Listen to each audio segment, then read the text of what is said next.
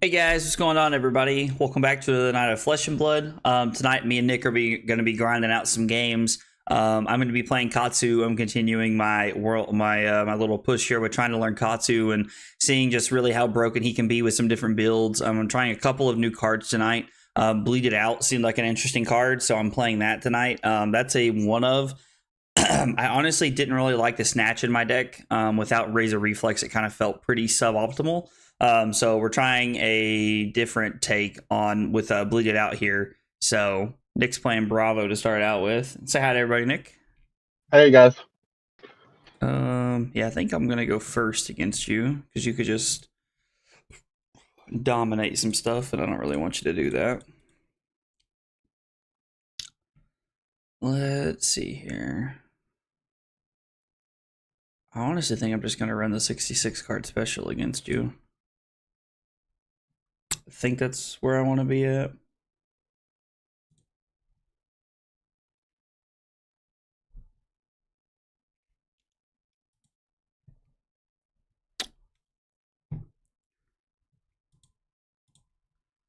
Let's start with Kadachis.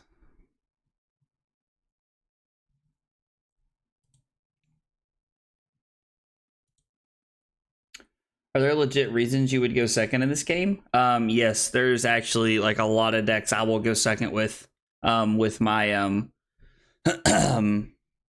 with a lot of my aggro decks, just because going second gives you the ability to if you're trying to race your opponent, like if you're playing an aggro mirror, if you go second on your opponent's first turn, if they attack you, you can block with all of your cards and you get to redraw your hand. But it's the only turn of the game where everybody gets to redraw their hand is on turn 0. So going second is actually very beneficial for that reason.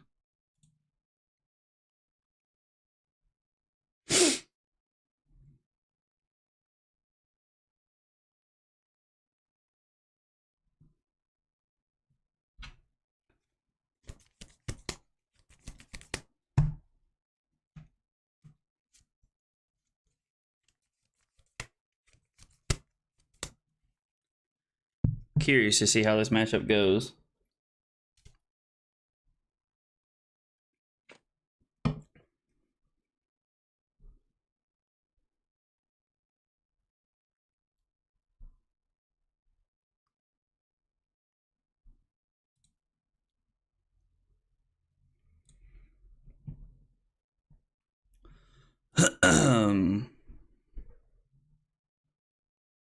Reinforcing Line's such a good card, dude.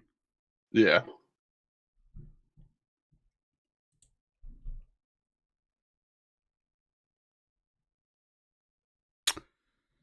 So I think they really have a turn here. We're going to have to use Cross Trap. Not a huge fan of using Cross Trap this early, but I think it's more important that we actually have a turn here.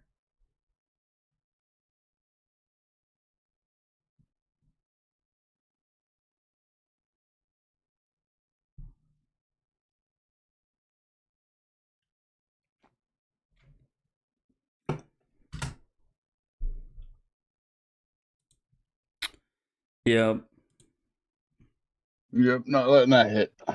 That's probably a good thing. Yeah. For you, anyway.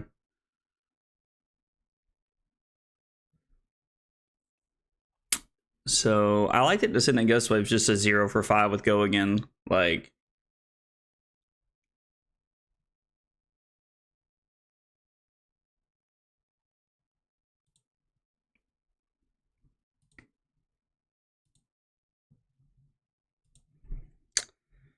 no, I'll pass on Katsu's ability. I think holding my last card's better.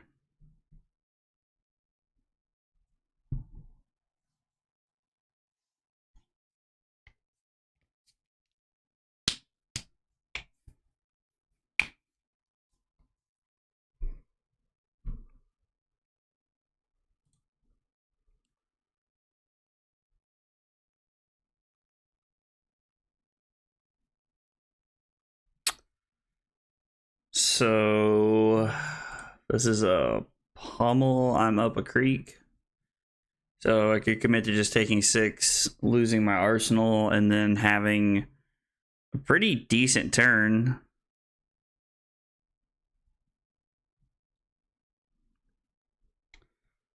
Or I could... Blocking 6 is like... I have to block 8 here. If you didn't have the pummel, I mean, I could block 3, 6, 8. Breaking Scales, Breeze Rider boots. Yeah, I think I just have to. Yep.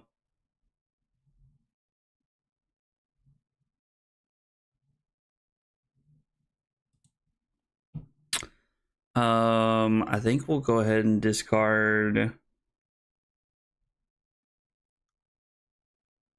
I think I want to discard my Gust Wave here so I can arsenal this.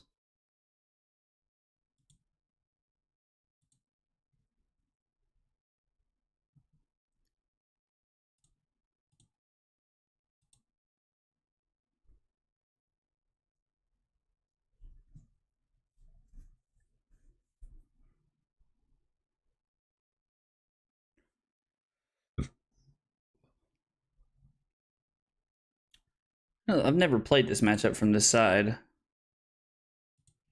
I've always been playing Bravo when I've played this matchup.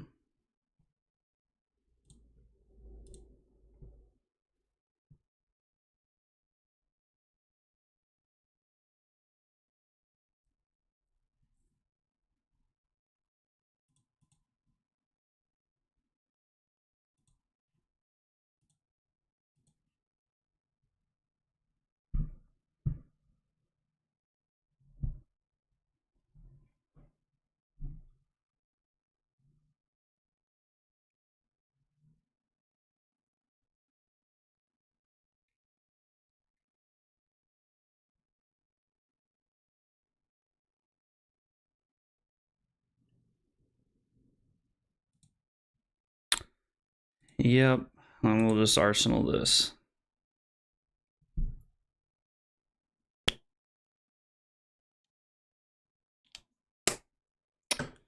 Doesn't matter how hard I try. I dig it down to get deeper just to blow, just to throw it away. Rut-row. This is a choke slam. Ooh, spinal. That's good too.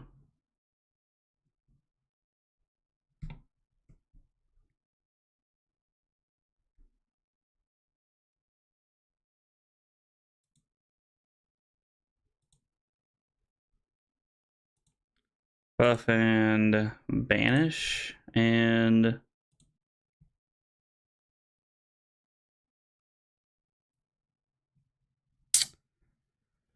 yeah, it does not feel great.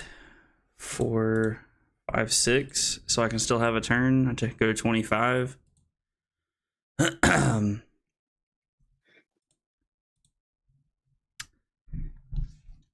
don't think playing Art of Wars defensively is going to win me the game.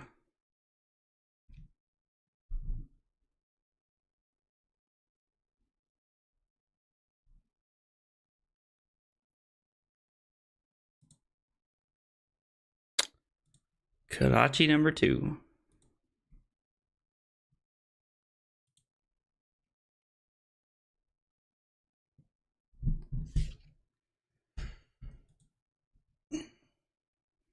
Defense reaction, okay.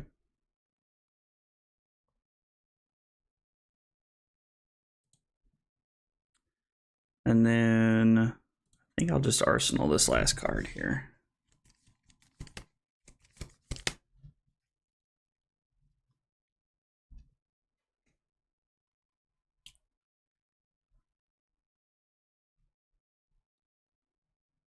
Sheesh.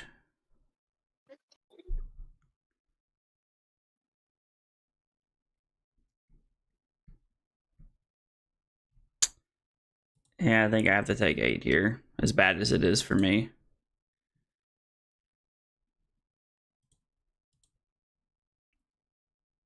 Makes me think what you got. What'd you say? That makes me think what you got. Yeah. Combo wise. I was like, I got a pretty good turn. I just like The only thing that really gets me around the debilitate is the fact that the first Kadachi is just like basically like free. Like it just gets rid of that -2 so easily.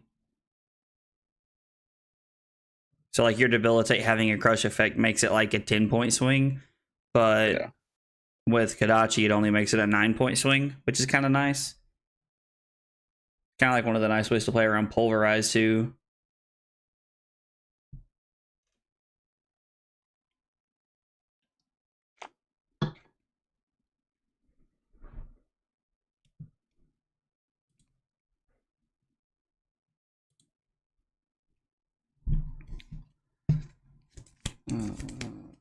Yep. 5 go again.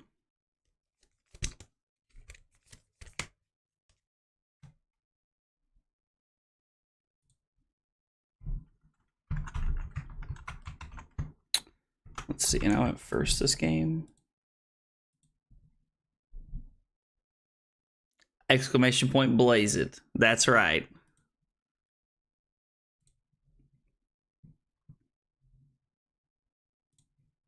And then we'll attack for 3. Our other card costing a resource here.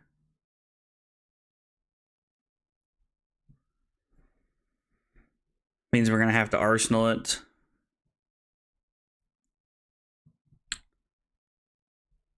Imagine Nick's taking 3 here, unless it's like last card's just like garbage. We'll arsenal this and pass.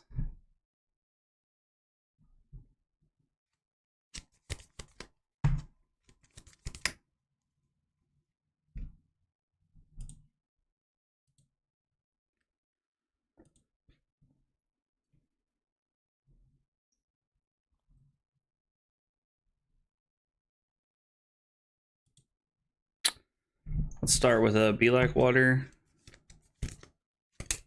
I really like this card. This card's grown on me over the last few weeks here. Because Katsu just doesn't play a lot of generic head jabs.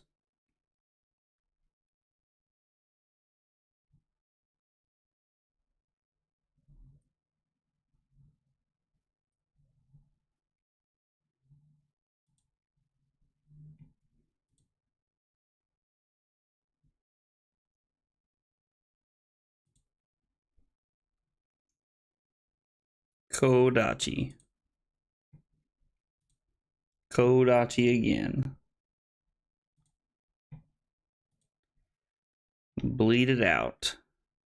Or bleed out. I like this card. Something I'm testing tonight. I was playing Snatch in its place, but I'm curious if having another go again attack will just be more relevant.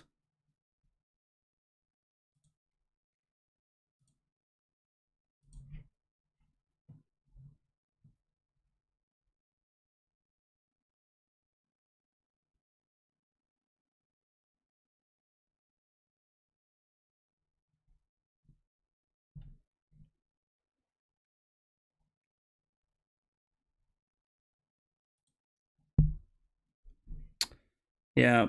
And then we'll just throw this for 2.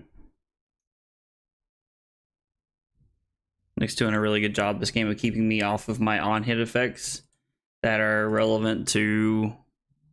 I don't think I've activated my Katsu ability one time all game.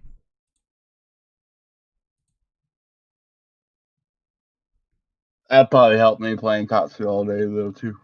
I mean, yeah, I would definitely say that helped you for sure.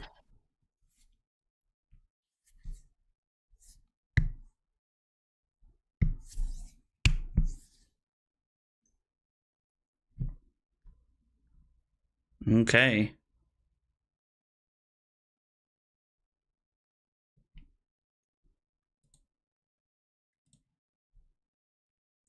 That's a pretty good one.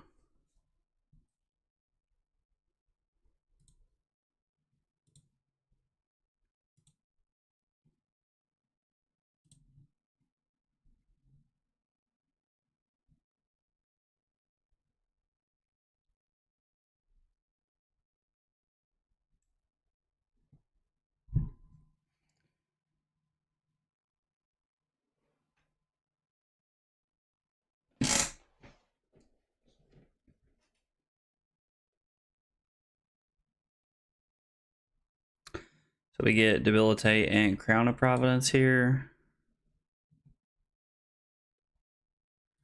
Yep. We'll arsenal this.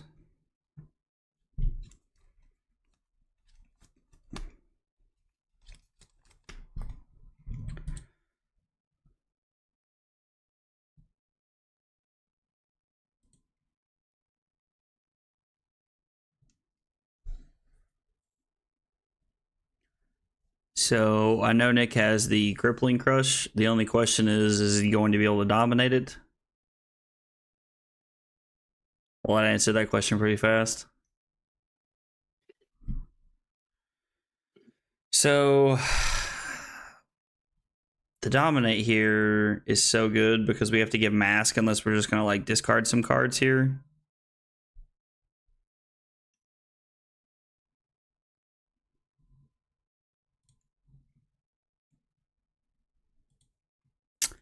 Yeah, it's unfortunate, but I think it's the world we're stuck living in here. We just have to take 4.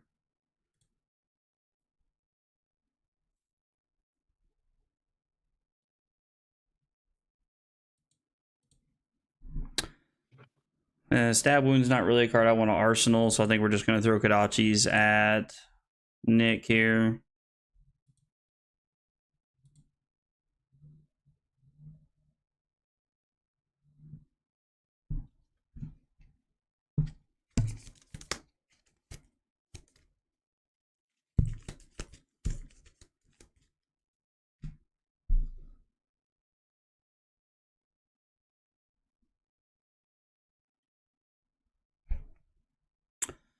So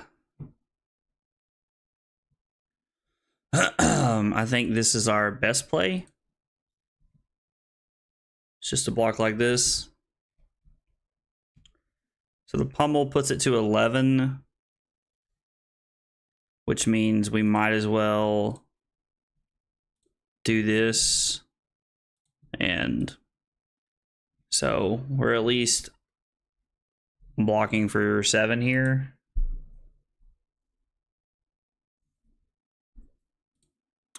We are forced to pass.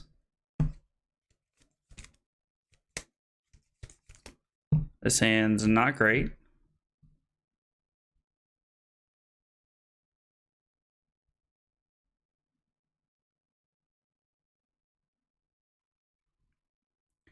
Activate Crater Fist. That's extremely frightening.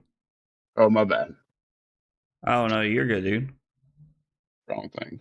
Oh, I was like, why are you apologizing for that? I was like, that's good. Yeah, wrong thing. Yeah.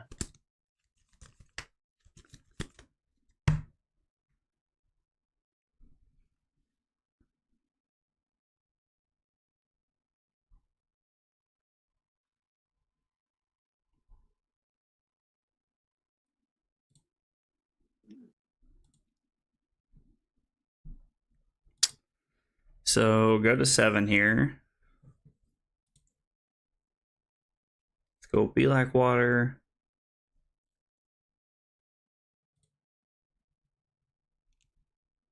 Okay, and a sink below.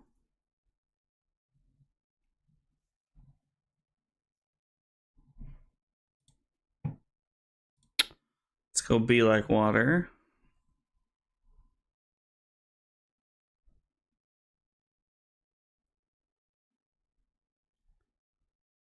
Get a red Choke Slam.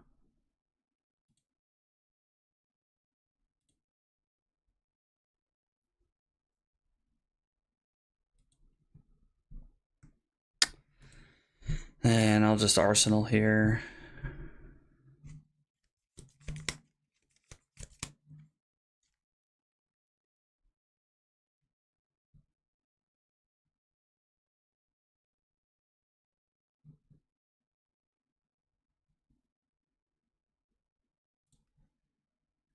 Okay, lucky for me, I did draw it.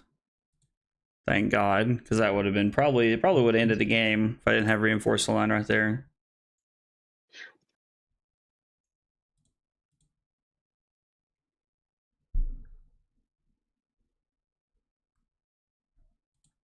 Kodachis.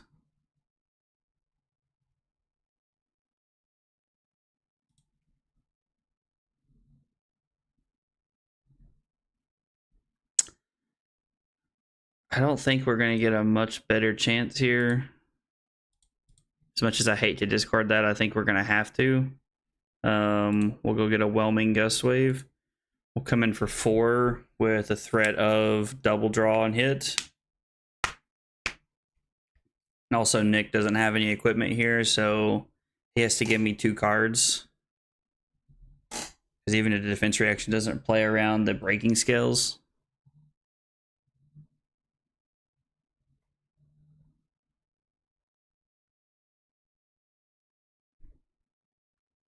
Or Nick just might have like crazy dominate shenanigans here, and he might just give me 2 cards and hope that it's less than 9.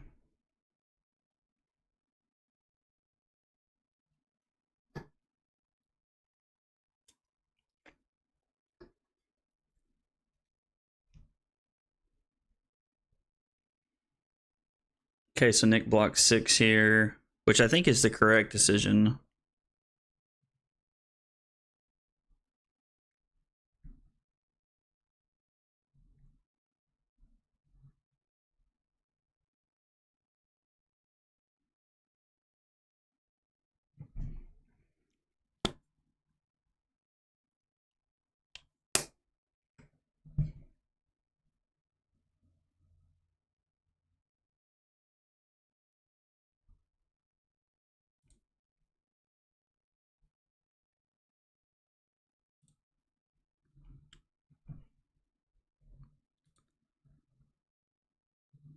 Play our Flick Flag. Let's start with a Kodachi.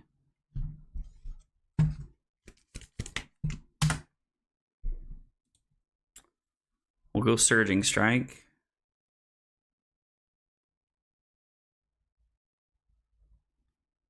Yeah. That's unfortunate.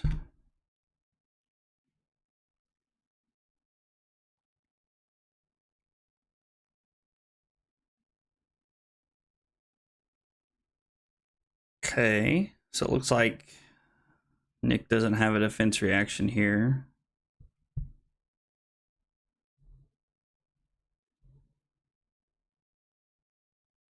That or he's playing around the Ancestral Empowerment. So this is for 2, and if it hits you, you'll lose a life because the Kodachi hit you.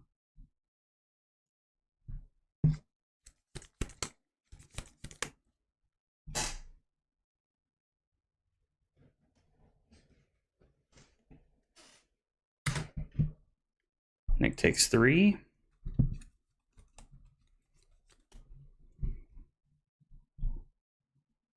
So basically can't play most of my deck if this hits.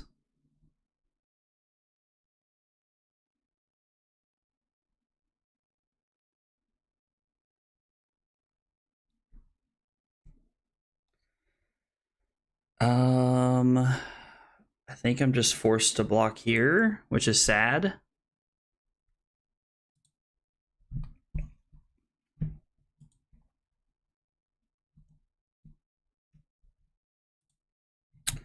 Let's lead on a Be Like Water.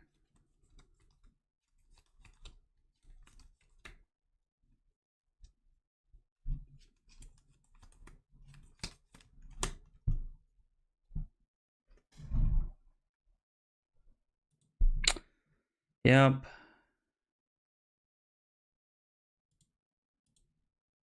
Let's go Kodachi. Kodachi. And then Soul Beat Stride on hit Mask, on hit Go again.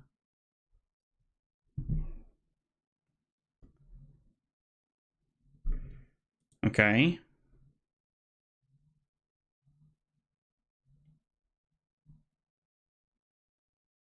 This is an interesting hand.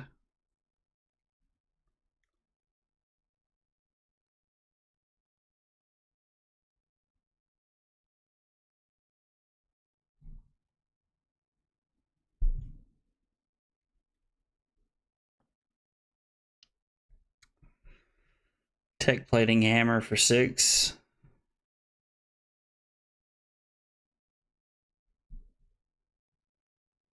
so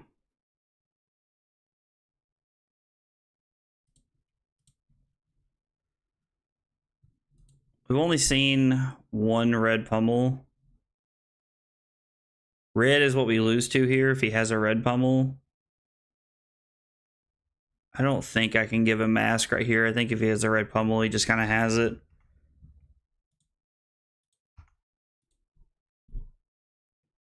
Not a huge fan of playing the game that way, but let's choose draw card. We get to swing some pressure and we still get to have an arsenal this way.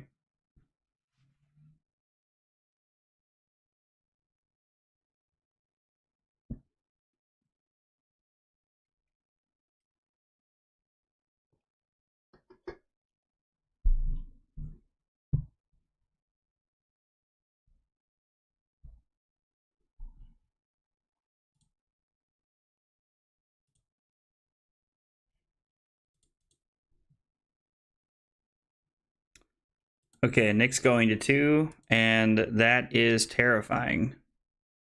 Well, I had a crappy hand. I'll show you. Oh, okay.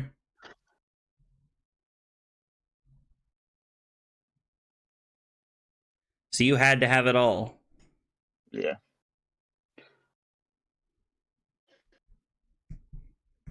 So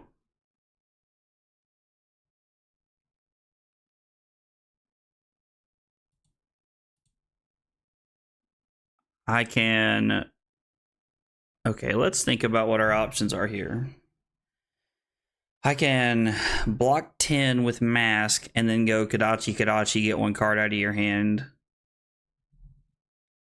So that turns my hand into 8, 10, 14 points. Or I can block 3, 6, 8. 6 from hand. Yeah, no, this is just the best play. I get to stay at 3 this way. Yeah, dude, your hand was double red pummel. Yeah, and blue. Wow. So you just had to take that to like really even do anything. I had to get that crippling crest out of my arsenal too. Yeah. That's tough, dude.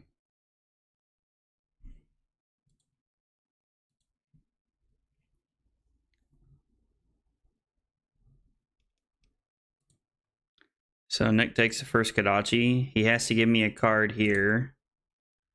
He's played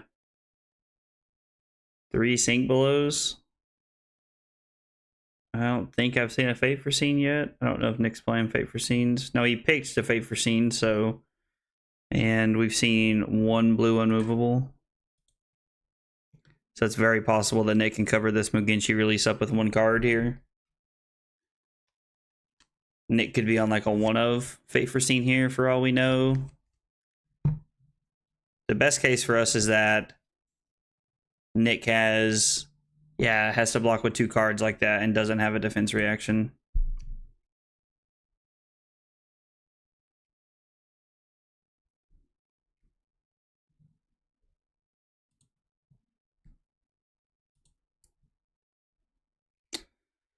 So now we're going to try and... Nick being at 1, I think we're at a point where we can get enough cards out of his hand to try and win the game from here.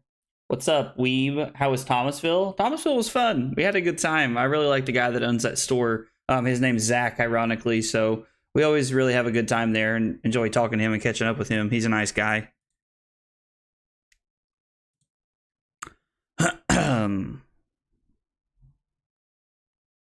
Yeah, he's cool. Oh, yeah, that's right. In my head, I was about to be like, Allie, how do you know this? How do you know Zach? But then I was like, I remember you told me that like you've been there to the store before and stuff like that.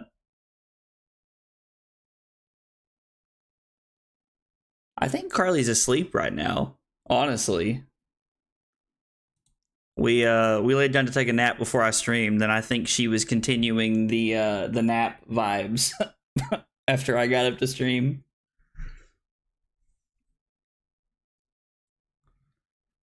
All right, so we get 3 cards out of Nick's hand, and then we're gonna arsenal our last card.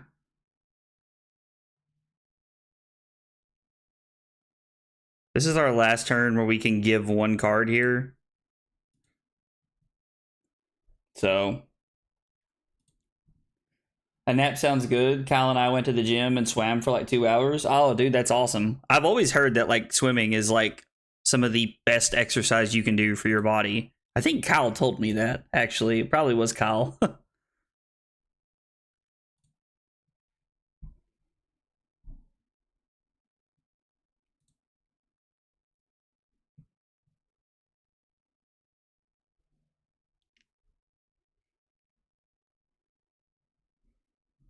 I think we're at that stage in the game, Nick, where we just entered the stage where I've got you Kadachi locked.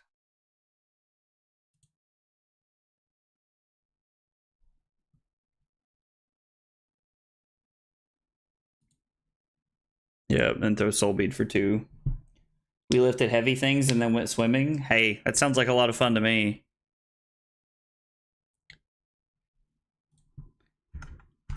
Kyle lifts heavy things better than most people I know, so let's see. Let's pull this up. So win close game.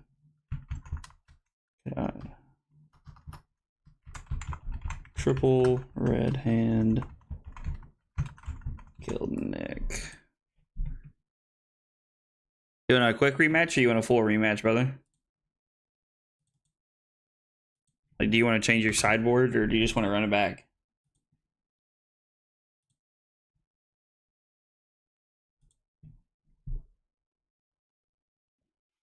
Nick? I'm down to run it back.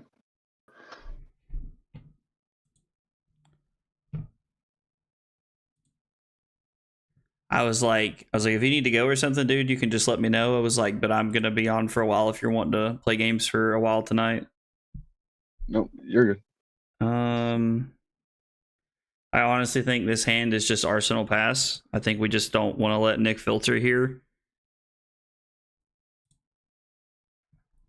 My hand is not great, so it's not that my hand's not good, it's just awkward.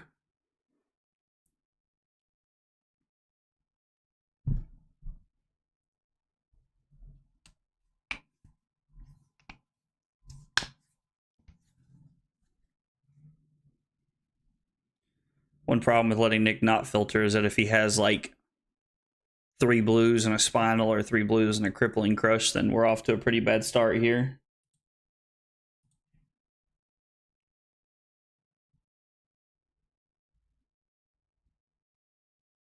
Now that's on. I think I honestly just take 6 here. At the idea of trying to push through damage here.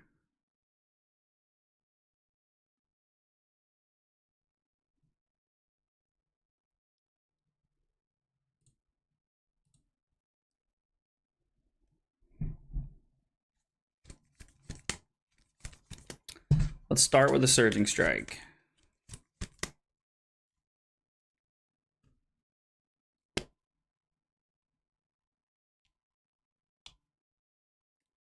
Is that meep? Sounds like that noise Carly makes when she gets excited. She's like, ee. So cover up the surging strike. Kodachi.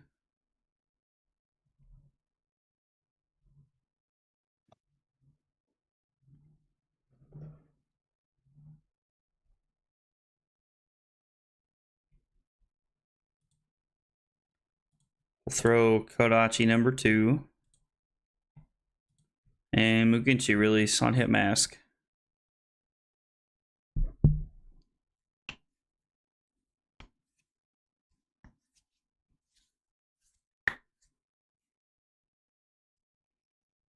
Oh.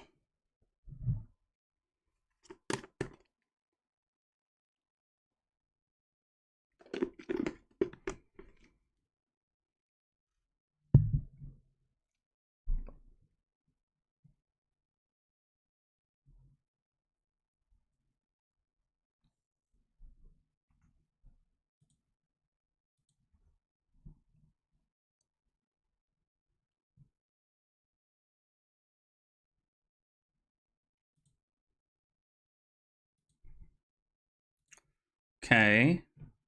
Get 2 cards out of Nick's hand here.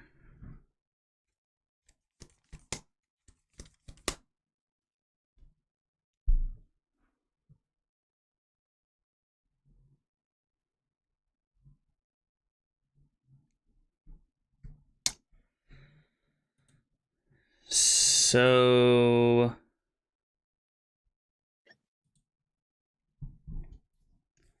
we come in with that. We discard that. Play that. So we have a line that works. I think we're just taking 4 here. I don't really like Nick getting ahead on life this early.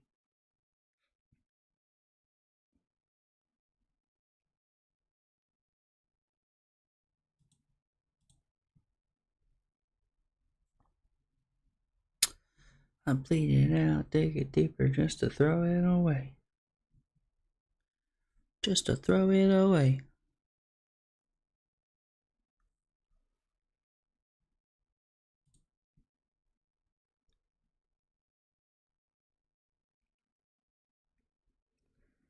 So, no, I'm not going to use Katsu's ability. Oh, sorry. Hang on, Nick. I need to back up. Sorry. Yeah, when you say no blocks, I need to turn on Breeze Rider boots.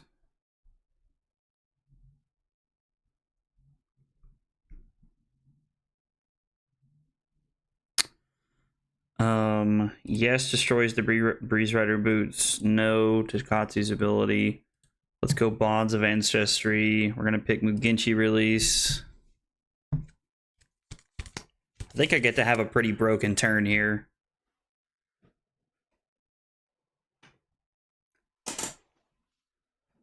I don't really know if there was a way for you to stop it here, honestly.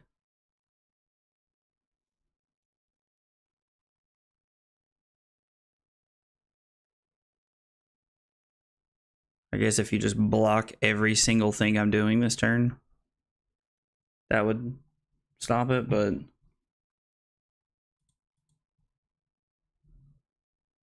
I don't really know if that's a possibility.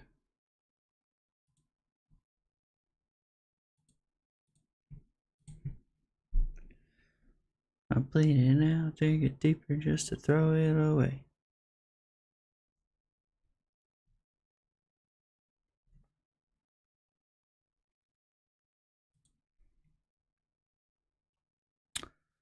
So you cover that up. Did you crown something? Yeah, I was trying to filter my hand. Oh, okay, so you did it from your hand. Yeah. We'll go Whelming Gust Wave for 3 go again.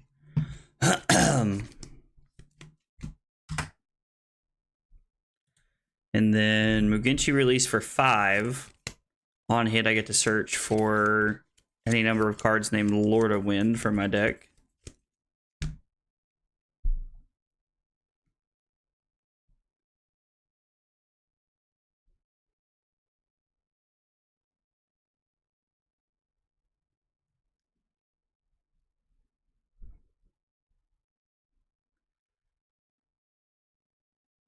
Yep.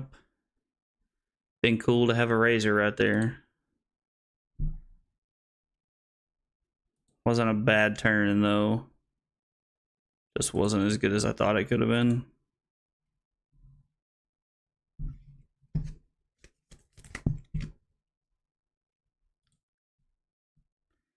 Yeah, I think we gotta take this. I just feel like I keep saying that.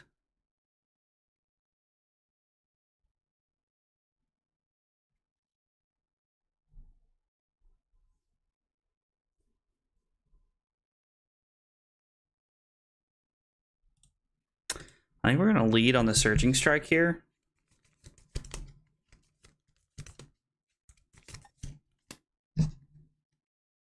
Not sure if leading on the Surging Strike's correct or not, but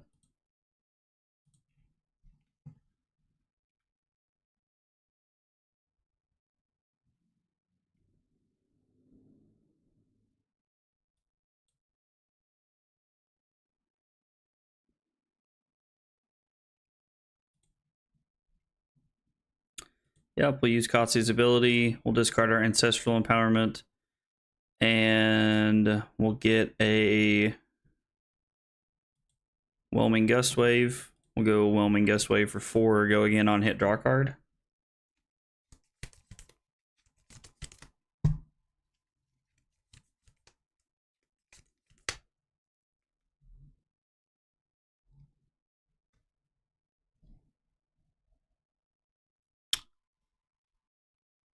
Nick blocking 5 to play around our breaking scales. Smart play. We'll go leg tap 4, go again.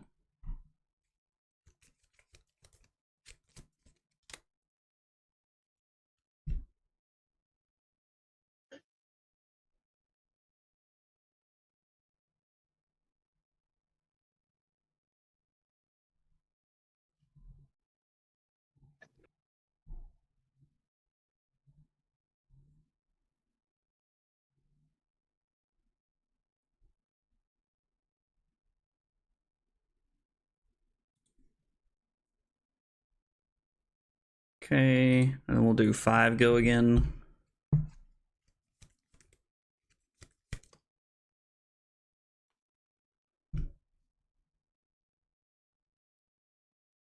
That Surging Strike hitting allowed us to have an extra on hit effect here and gave us 2 combo lines for a total of 5, 9, 13. Hit an 18-point turn here.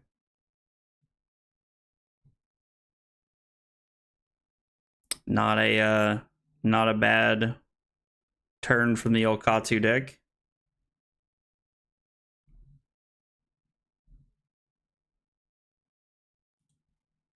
Yeah, we're not going to use breaking skills on that. Seems like a very poor use.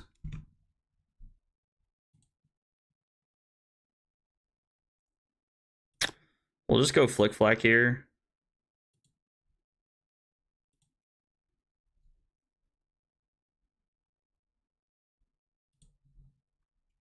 Let's go Kadachi. The Kadachi's just chipping in over the course of the game gives Katsu just like so much value in the long game.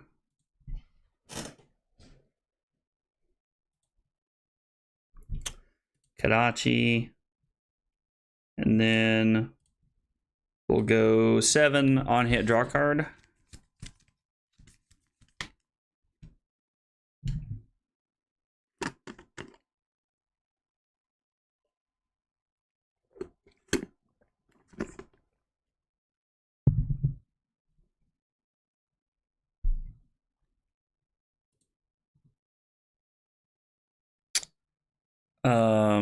No, I'm not going to use Katsu's ability.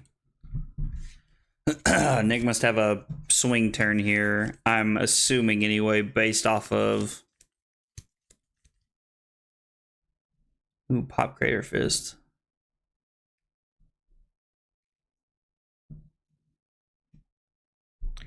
Anytime somebody pops Crater Fist, I am immediately terrified. So, I mean, yeah, there's nothing that we're really doing here to get out of this, so I think I'm just gonna block with Dishonor. I give him the... a part of me wants to save the breaking scales, but the other part of me is like, yeah, the breaking scale is important. I think I'm just going to give Nick the Dishonor here and take 10.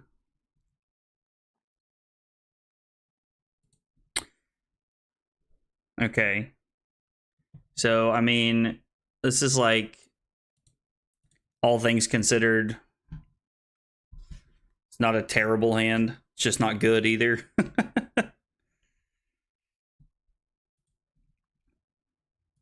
Just glad we had that life total buffer there to come off the back of the Crippling Crush.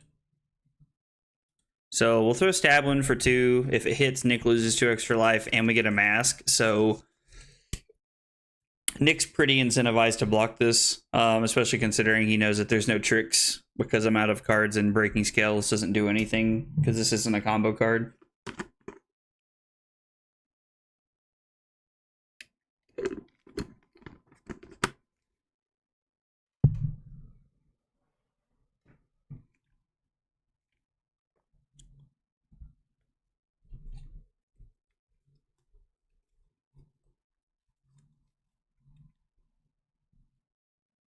Oh, guys, I also want to tell y'all, for anybody watching, there's going to be a YouTube video coming out. We actually had a chance at Out of the Box Gaming this past Sunday to commentate one of our teammates.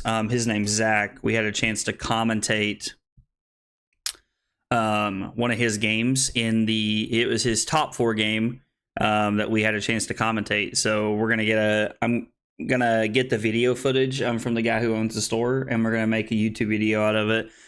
So checking out the YouTube for that. If you're not already subbed to the YouTube, you can hit ! YouTube in the chat anytime you want to, and it'll pop up. Okay, so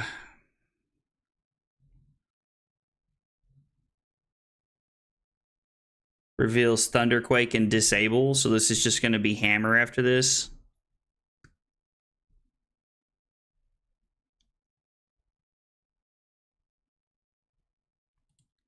So I think we're just going to take the value play here. Where we use Flick Flack for value. Flick Flack also lining up on a very good turn for us.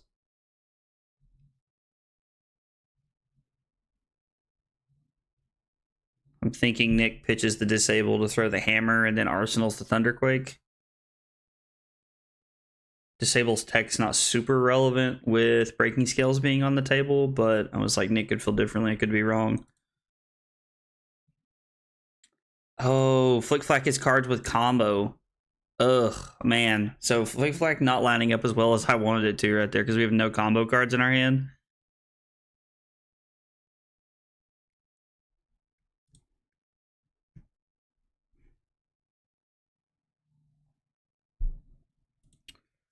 Yeah, I think we just have to go to 10 here. We do have our cross strap, thankfully, so we do have a decent turn coming our way. Nick has not played a lot of defense reactions this game. In fact, he's played 0, so pretty decent chance that card he just... Well, we know that the card was the Thunderquake, so I guess we're just playing around whatever he drew, but it doesn't seem crazy to me that he drew a... that he drew like a sink below or something here.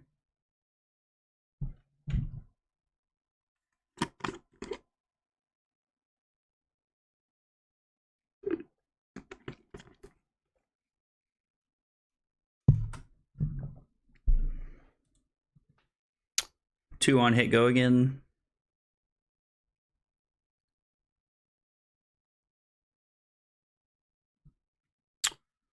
I'll bleed it out, dig it deeper just to throw it away.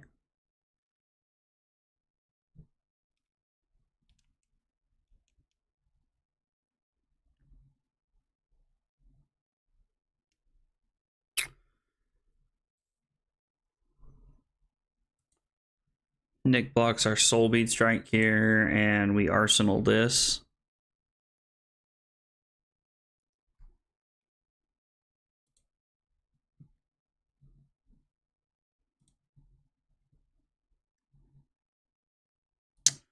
I use Flick Flack for value here.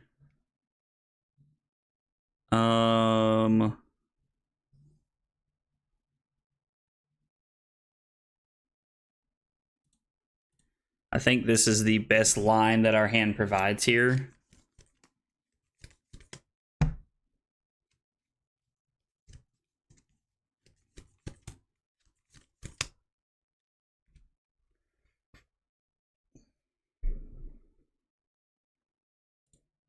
Yep.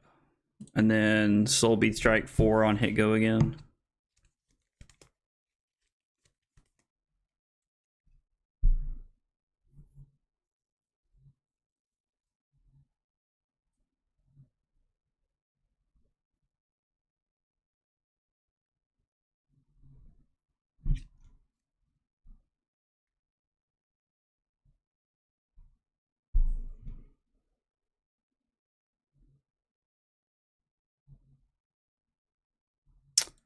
Nick blocks 5 here.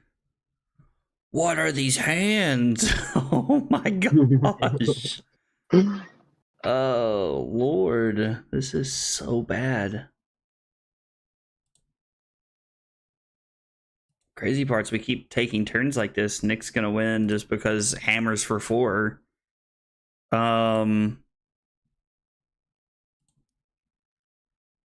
Let's see. 1, 2. So it is worth noting here that if Nick lets this hit, there is one more red whelming gust wave we could get in our deck.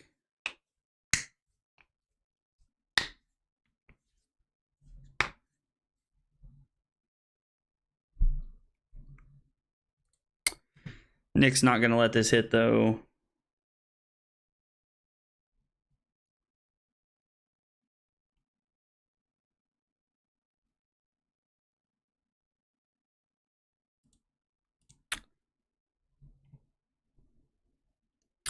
Let's throw a Kadachi and then 4 on hit go again.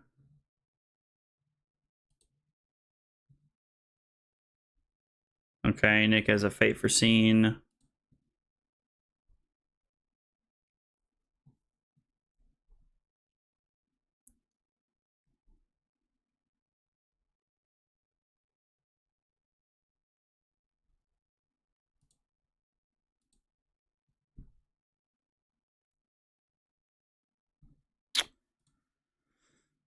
All right, we'll take 2 here, go to 7. How many reinforced align / flick flacks have we seen? We've seen 3 flick flacks, and we've seen... Is that the first reinforced line we've seen this game? It is. So there's 2 reinforced lines left in the deck. Sometimes it's hard for me to remember what we've seen and what we haven't seen based off just the games and the play patterns. This game has been... It feels like it's been more grindy.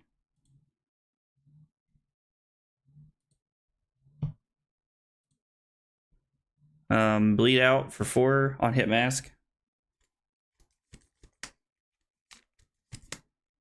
The thing that does suck is that I can't breaking skills this. Like, that's the one thing I don't like about, like, the snatch, bleed out, like, those random, like, 0 for 4 cards that you play in those spots, is that you can't actually breaking skills them. And Nick's blocked in a very, very efficient way both games, in a way that's not allowed me to have a blowout play with breaking scales.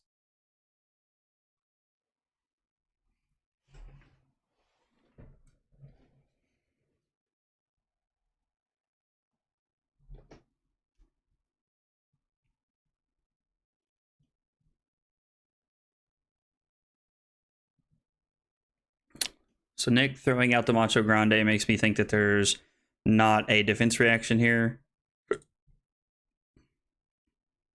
And we're just going to arsenal our last card.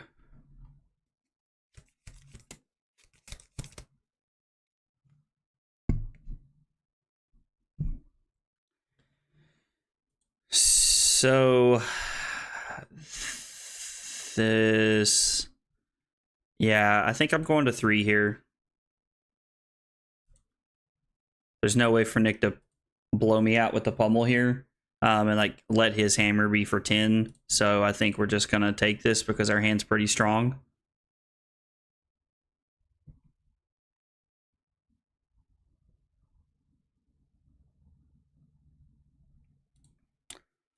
Let's empowerment this. Nick has the sink below. Let's see what we draw off the empowerment.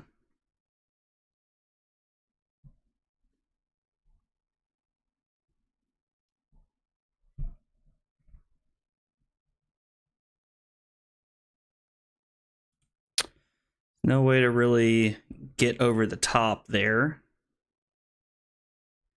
Sink below is good. Although I have to say the sink below kind of feels like a small win for me, because the sink below is used on 1 point being pushed over the top.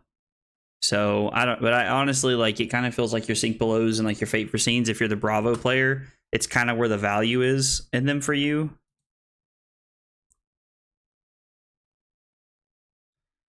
So Kadachi, Whelming Gust Wave.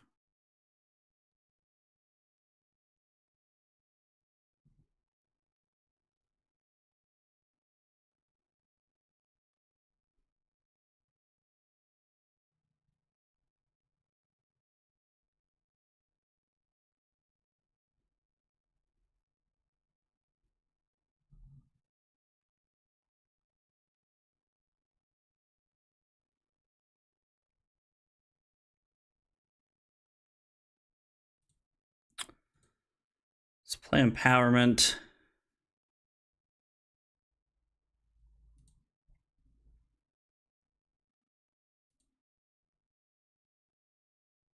Well, no, we won't use Katsu's ability. I think I'm just gonna Arsenal this. Ooh. Immediate regret.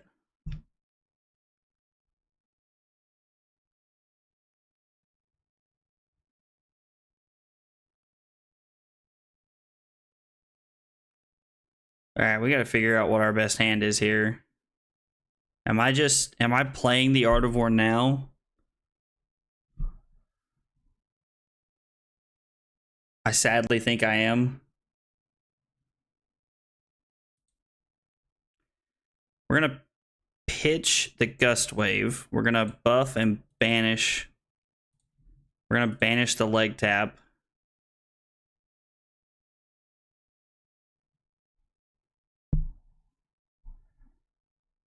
Okay, I think this is a lot better hand. I think the Art of War actually drew us into a better turn cycle here.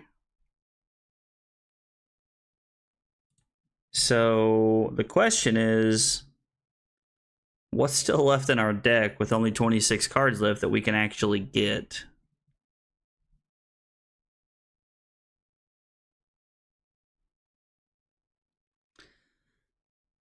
How many bonds have we seen?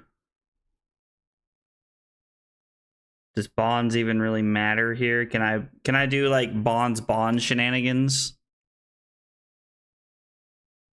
If I had a resource floating to pay for the Gust Wave, I could, but I can't. So looks like that's just going to be our play.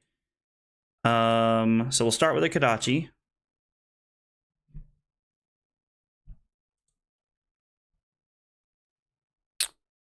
Come in with the Gust Wave here. I would have blocked with Mask and played Art of War on your turn. So it's definitely like, Chris, that's definitely a line we could have taken. And I'm not saying that like you're wrong by any means, because that definitely could have been the most correct line. I just like, that was what my gut was telling me to do, was to play the Art of War on my turn and look for a better hand. So that was my initial reaction there. But you definitely could have been right. It probably would have worked out better, and we would have had more offense this turn. So Draco, yo, TCG Talk sent me at an armory, but if you're still going later, I'll be back. Yeah, man, I appreciate you stopping by. Yeah, I'll probably still be streaming. I normally stream until about 9 or 10 when I do stream, so I appreciate you stopping by. TCG Talk in the chat, not something you see very often. Dude, appreciate you stopping by. TCG Talk, a big name in the community. So pretty cool to have a celebrity on the stream here. And let's see, Jose, I think's what popped up. Jose, thanks for the sub. I appreciate it. And we also got another sub, but the notification didn't pop up. Their privacy settings must be on.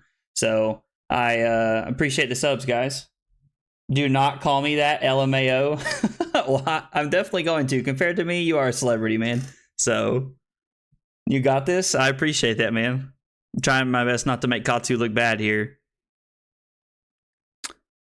So Fluster Fist here is a 0 for 4. So after this, we can go Kodachi into Fluster Fist. I think that's probably, well, let's make sure there is a Fluster Fist left in our deck.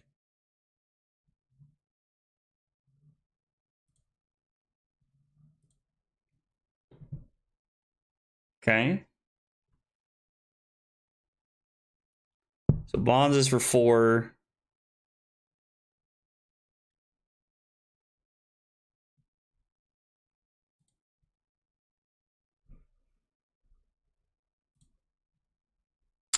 Kodachi for 1 here.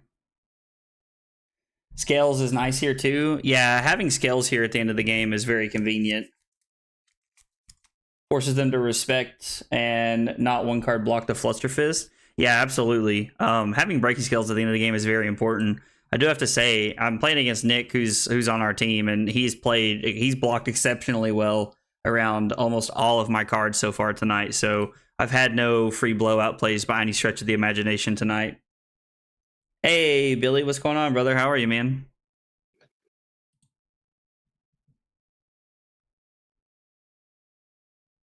So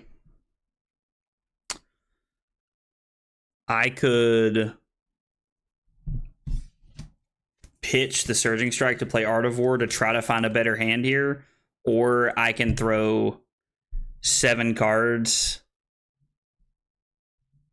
or I can throw 7 points worth of value at Nick here, 7/8. Doing well. How is everyone? I'm doing pretty well, man. I appreciate you asking. I'm trying not to make Katsu look bad right now. Pitch reinforced for Art of War. Let's do that then. I like playing with the chat's ideas here. We're gonna go buff and banish. I'm gonna banish the Rising Knee Thrust here because Surging Strike has go again. You can double Kadachi with the reds, then Surging to force all his hand out. That's also a really good line. Art of War is risky, but you could get lucky. We did not get lucky with the Art of War here. But I do think we're going to get all of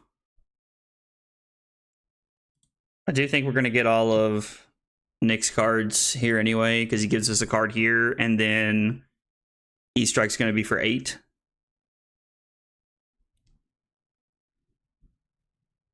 Kadachi Surging. Yeah, Kadachi Surging I think was definitely the play there after TCG Talk pointed it out there. I think that was definitely our best line. So with the Art of War,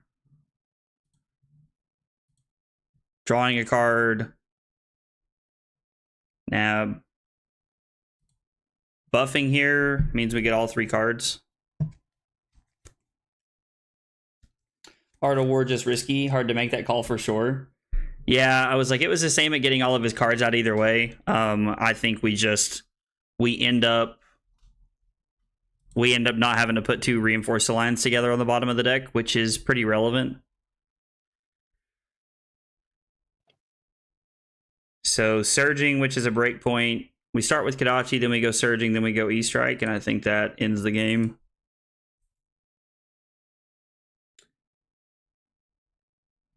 It's Talishar, so might as well roll the dice and have some fun. Yeah, I have to say, I do enjoy making some more risky plays when it comes to playing on Talishar.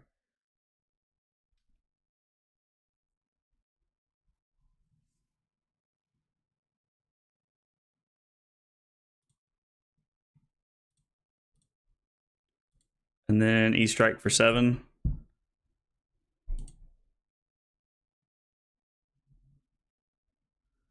Good game, brother. Yeah. Let's see here. I went first again that game? Yeah.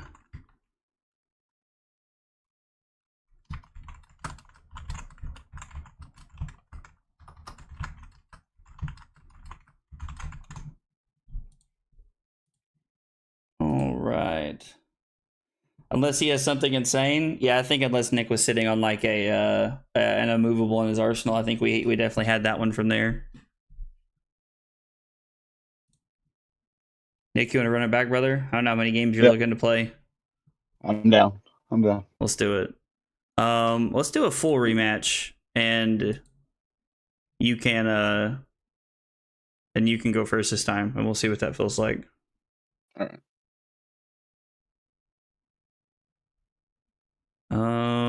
So we were just running the 66 card special here, is what we were playing. Going to get dinner, my friend, but I will keep the tab open and lurk. Have a good one. Well, I appreciate it, boss. I appreciate you stopping by and hanging out, man.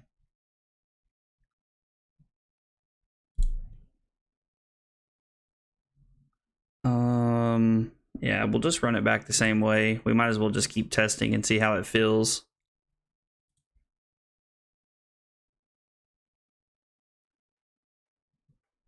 I'm honestly wondering if Bleed Out needs to be a 3 of. Billy, if you're still in the chat, you're the Katsu expert, man. How do you feel about Bleed Out in Katsu? I think you were playing it at Richards, weren't you? It's like, I think you were on it. if memory serves.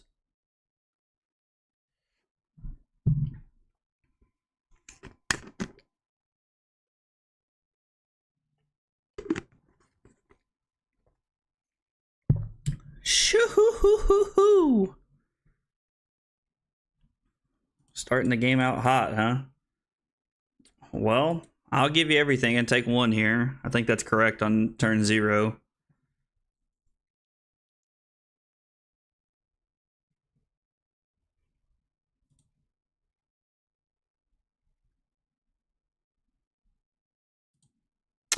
Let's start here.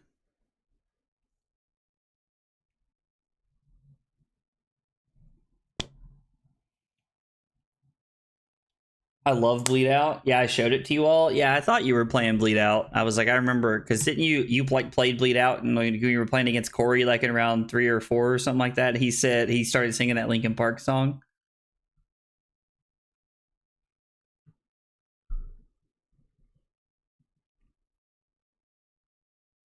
You thinking about playing Bravo, Nick? I'm thinking about it. Because dude, I'm not gonna lie, like I've been really liking Bravo. I played it some today. I worked from home today, and so like in between like meetings and stuff, I was playing games. And dude, like Bravo just it feels really solid right now. Now, obviously that could change depending on, you know, what Prism looks like in Dusk Till Dawn, but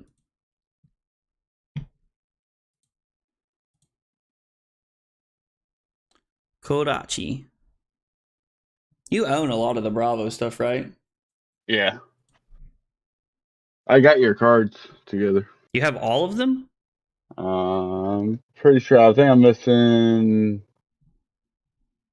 2, which I Wow. haven't found yet. So I was like, I got most you. of them were Majestics, I think, that I needed, so.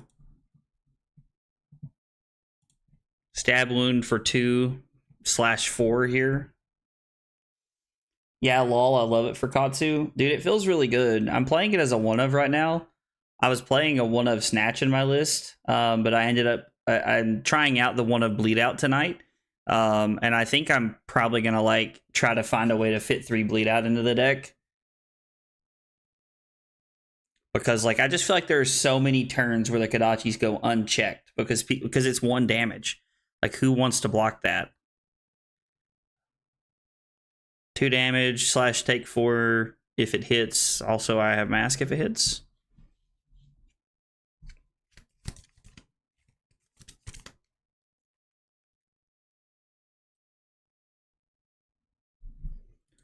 Tech plating is a good block there.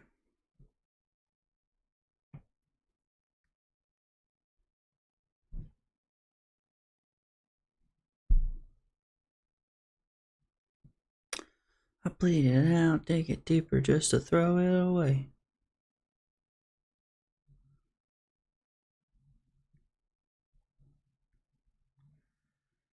So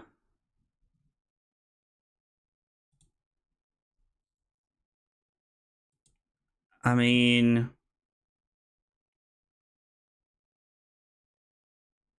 I think I still play Reinforce the line here. I think Reinforce is like just good enough to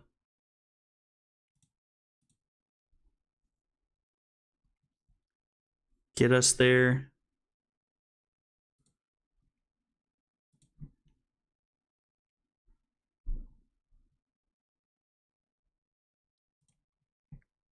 I guess I could have taken one more and decided to Arsenal Reinforce instead of the card I'm going to Arsenal. Resig Thrust on hit mask. Bond's block would be better and come in with Kodachi into Mugenshi.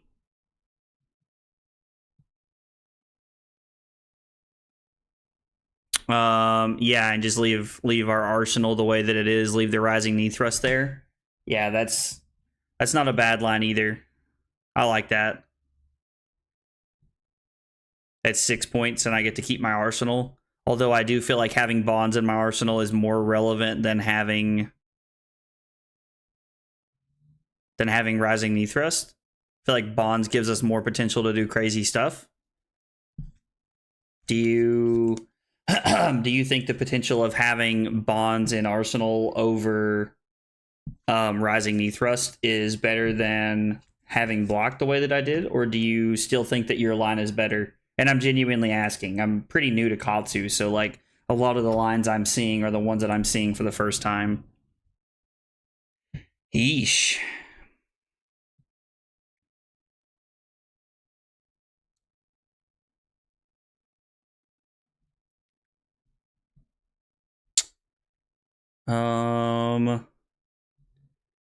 I can block 7 here. So we have a couple of options here.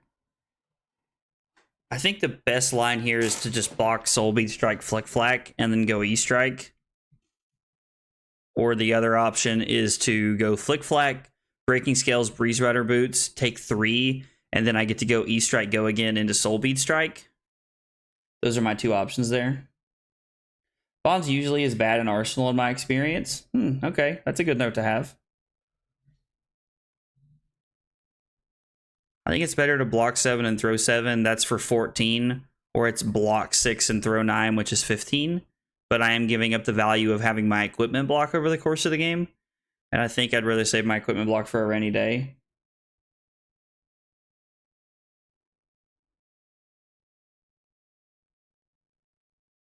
Double block into Art of War.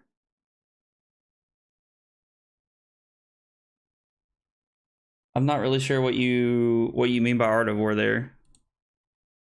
Oh, into E-Strike? Yeah, so that's definitely one of the lines we were talking about. Using our equipment does allow us to have an extra point this turn, where we block with Flick Flack, Breaking Scales, and Breeze Rider Boots, but I also like saving my 2 block on equipment for a rainy day. This also allows us to have a 4-card, 14-point hand here, which is right where you want it to be in a comp. In a comp setting. At least in my opinion.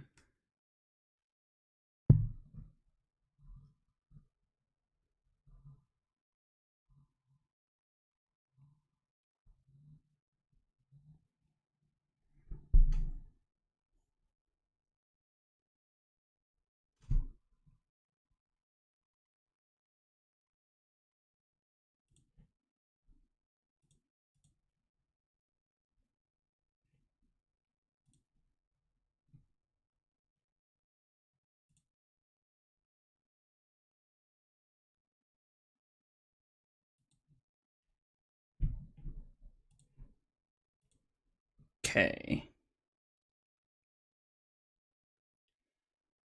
Who is favored in this matchup? If you want the truth, I honestly haven't played it enough to know, Taylor. My first inclination is to say that Katsu is favored, just because of the fact that Katsu trades down so well with Reinforce and Flick Flack, but I'm honestly not sure. Not Hayes. TCG Talk sent me here. Let's go Katsu. Well, dude, thanks for coming by and hanging out. I appreciate it. I was like, TCG Talk sent a couple people by. He must be feeling in a giving mood tonight, man. I was like, I appreciate you coming by and hanging out. And whoever sub number 421 was, I appreciate the subscription. And Chris, appreciate the sub, brother. I was like, I know sometimes the sub notifications don't pop up. That's because you guys have your privacy settings on that way. So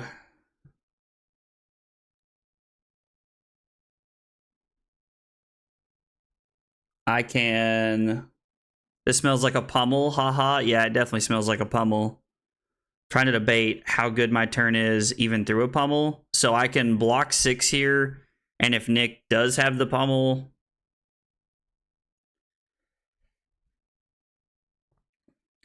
then I discard my leg tap, and then I get to just throw that for 2.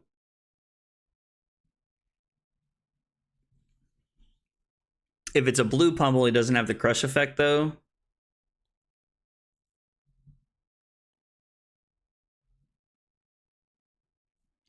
Yeah, I'm not sure. I'm not really sure what our best line is here, because we could say no blocks, which is pretty greedy in my opinion. If I block 3 and Nick doesn't have the pummel, then my line is leg tap, fluster fist, potentially rising knee thrust. We've only seen one rising knee thrust, I'm pretty sure. Yeah, so I don't know. Maybe this is... I think this is block 3 and figure it out from here. It's kind of what it feels like, honestly. Well, smells like a pummel. You were right.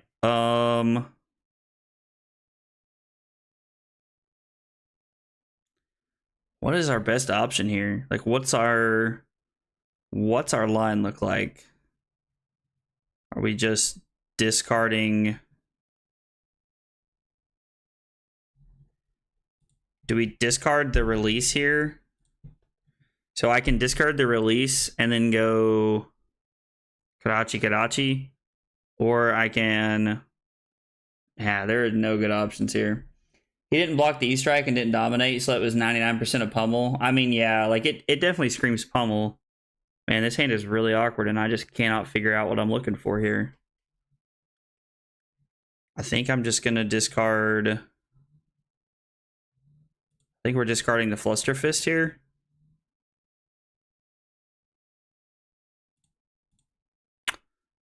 We'll throw leg tap for 2, because I think we have to play offense in some fashion during our turn.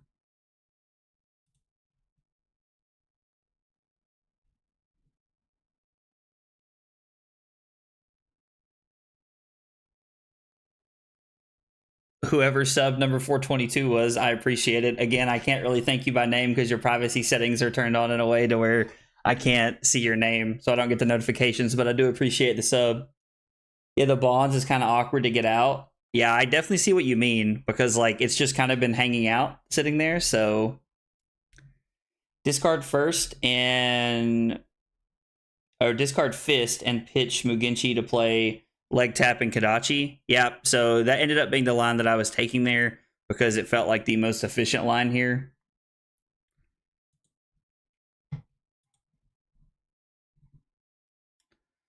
So we'll punch in for 1 here.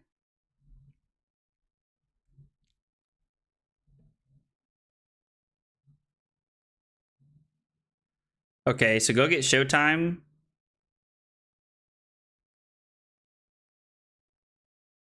Or not go get Showtime, it's play Showtime. There wasn't a imposing visage in the middle there. Kevin, are we playing old school Katsu with the leg tap line? Yes, we are playing the leg tap line. I don't really know if you'd consider it the old school line or not, but it is very like... I took a list from the Battle Hardened Pittsburgh, and I kind of like molded it into something that I thought would look kind of fun to play. And so that's where we're at right now.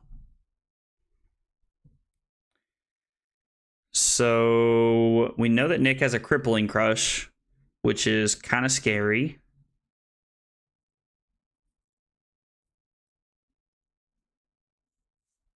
Two times Kadachi and a leg tap into Soul Beat, I think.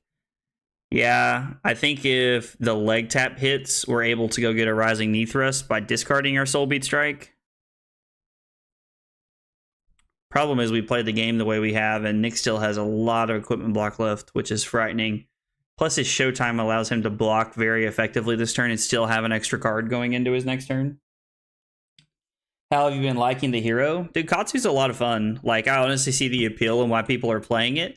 I originally picked up Katsu because a couple people on the team thought it was going to be pretty broken post... thought it was going to be broken post Oldham being out of the format, so I've been testing it just to see how it feels. But yeah, I'm having a lot of fun playing Katsu, honestly. If you get a tutor, you could go for Descendant to play out the bonds and Arsenal to reinforce. Yes, that is definitely an option that I could take. We can't breaking scales this, so nothing's happening here. So this is just...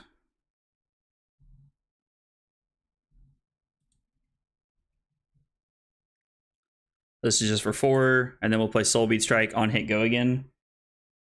Yeah, being able to tutor for Dissident Gust Wave would have been really good. I guess we could have gotten a Whelming Gust Wave there. Like, if it hits, we activate Breeze Rider Boots, get Whelming Gust Wave, go Whelming Gust Wave into Bonds, into our last Fluster Fist. Would have been a very good line of play right there. That would have been sweet, actually. Nick blocks this out. Shoo!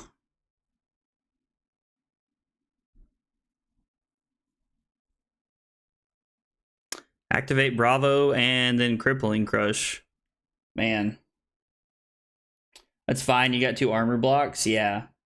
You are very happy with these blocks. Yeah, I mean, honestly, blocking like this is fine.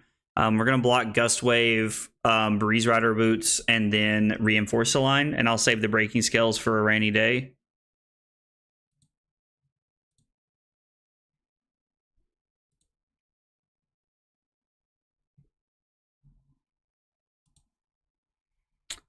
We take 3, join Nick at 26 here.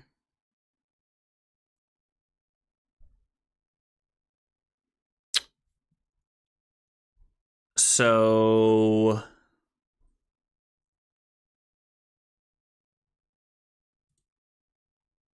we have not seen a lot of Surging Strikes.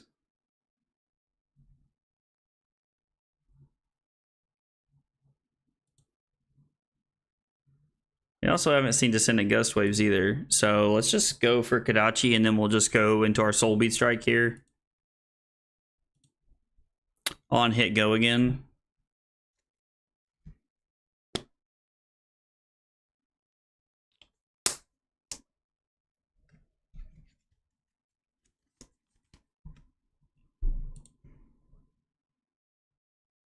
Okay, so defense reaction. So that's sync number 1. I know that there's 2 syncs left. And at least 1 Fate Foreseen. Soul Bead first was better, as you could threaten Katsu. What would I have Katsu'd for there?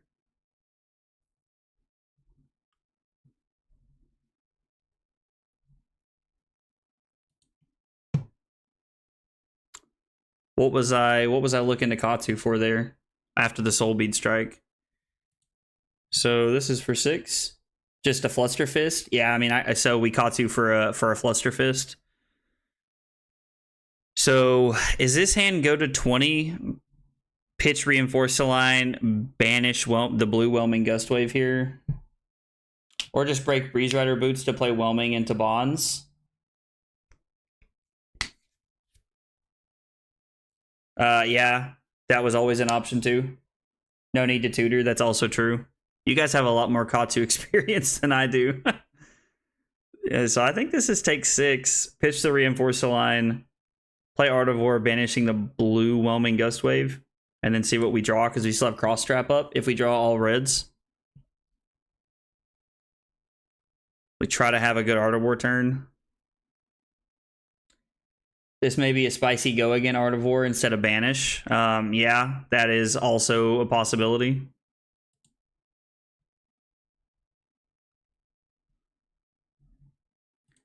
That does happen sometimes. That is a line that I take in Katsu. So you can start with red Whelming and go again. Yeah.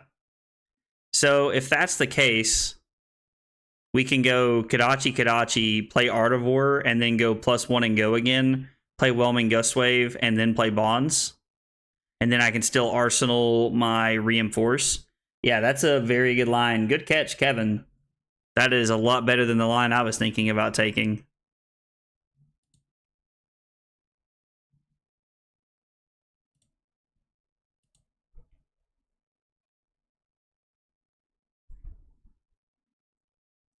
Now, obviously, you never know what you're going to draw into, so drawing cards could have been like a better play here, but I think we're taking a much safer and much more strategic play here by saying go again and +1, buff and go again. So no draw here, Nick, just for, or I guess it's mask if it hits. So there is that. I guess I was thinking no draw off actual Gust Wave text. You might want to discard Reinforce to Katsu and double bonds probably. Talking about if this hits here.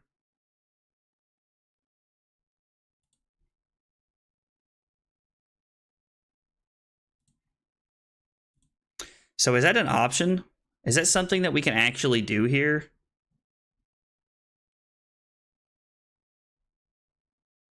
So if Gust Wave hits, we break Boots to give everything go again. We're going to discard Reinforced Line to go get a Bonds. When we Bonds, we go get a Whelming Gust Wave. We play the next Gust Wave, then Bonds again into something else. Yep. Man, that's crazy. Katsu dumb, confirmed. So Fate Foreseen. I'm going to use the breaking skills here. Nick's probably got another defense reaction if I had to guess, but...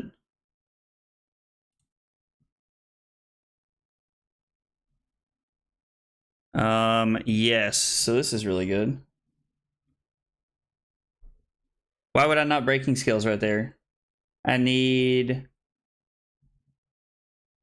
want mask and I want to use Katsu's ability. Why would I not use breaking skills there, mask or there, Chris? So we are going to break that. We draw off mask. I think I'm actually going to discard the stab wound because I can still arsenal my reinforce here. Yes, we're going to use Katsu's ability. We're going to discard stab wound. We go get bonds of ancestry. I like reinforce and arsenal, but it's fine. Yeah, so I mean, I like having reinforce and arsenal too. The fact that I was able to the fact that I drew a 0 cost was obviously very beneficial for us because it allowed me to keep the line that I had and still keep my reinforce and arsenal. Having reinforce and arsenal is very good. Yeah, this is an awesome turn. We used all of our equipment effectively. We didn't block with the breaking scales, but I think that's okay. This turn is very powerful, though. I mean, Kadachi. So 1, 2, and 4 is 6. 5 is 11. And then 4 more is 15.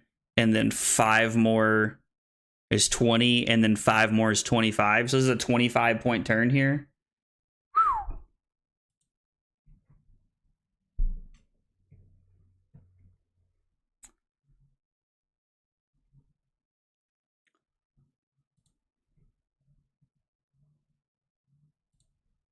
This is why Katsu is so broken, because it does dumb stuff like this. Like, I just need to make a clip of this turn and just, like, save it. And remember, anytime that I say, Katsu's not that good, I'm just going to have to remind myself that Katsu isn't actually insane. We'll go bonds here, and we'll go get a Flusterfist, get the last one here. As a tip for future games, arsenaling a bond can be risky as it can stay stuck in there sometimes. Yeah, so that's actually what Chris was talking about earlier. He was talking about how arsenaling the bonds is a very risky play. And I'd never really had that risk not work out for me. So, but after these like couple of games we've played, I definitely agree with you guys on the idea that arsenaling bonds is a scary proposition.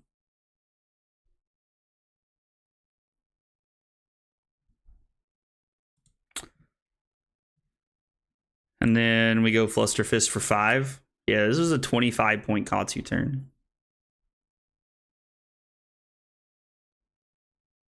Good lord.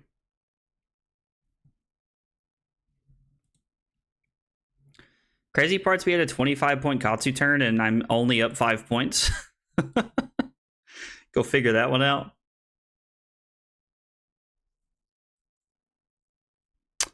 I think this is easy flick flack here. Sometimes go again. Art of War is the spice. Off of a hand with no starters too. Yeah, the go again Art of War play there was definitely like what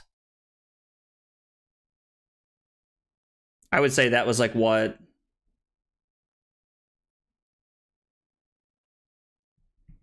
Got us there, honestly. So what? There's 1 bonds left in our deck, which means I could just not flick flack here, like Kevin's talking about, to keep my 0 coster.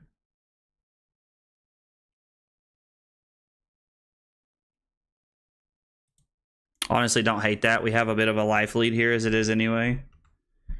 So we'll start with Kadachi here.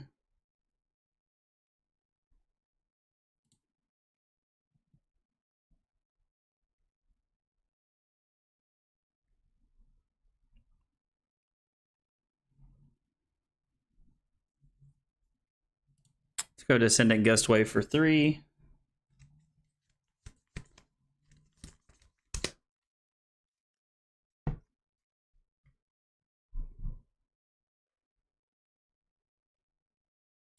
Nick blocks with a Disable. Let's go Descendant Gust Wave for 3. So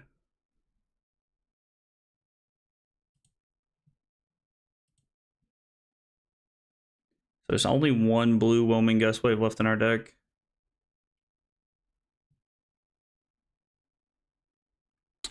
Nick blocks with Terrace Under. And I guess we'll just pitch the Flick Flack to Kadachi here, since Nick blocked both of our attacks there.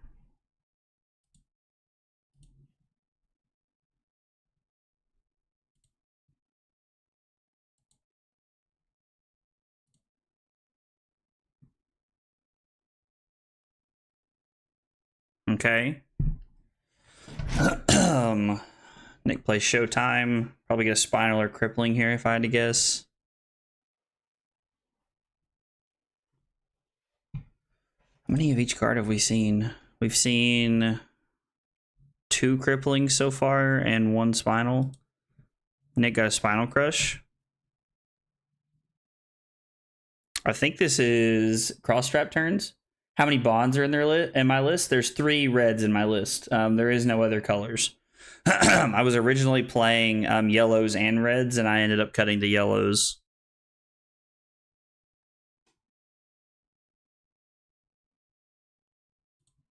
How many Gust Waves is that? Is there another Gust Wave left in my deck?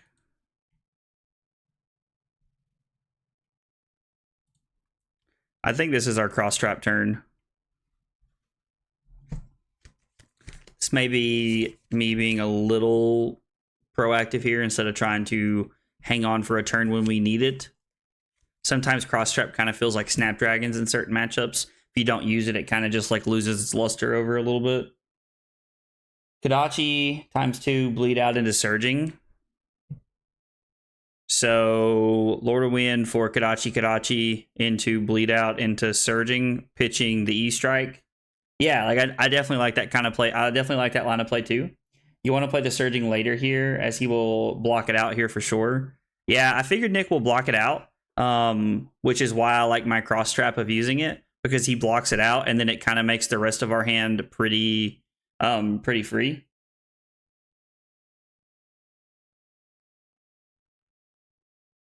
Oh, you're saying use Cross Trap for Surging later in the turn. I gotcha.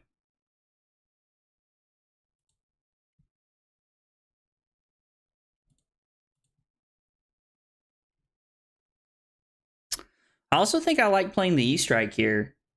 Like, do you not think that the E-Strike's just better here, as it represents more damage?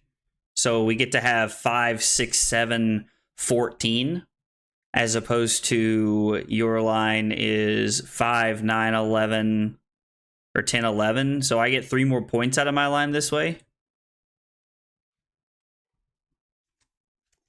I do try to think when I'm playing in terms of like just raw points, like how many points am I getting out of every hand? I feel like Flesh and Blood is definitely a numbers game, and if you're not getting the most out of every hand, then like you're not like really optimizing your draws, I feel like. But that's just like my analytical side.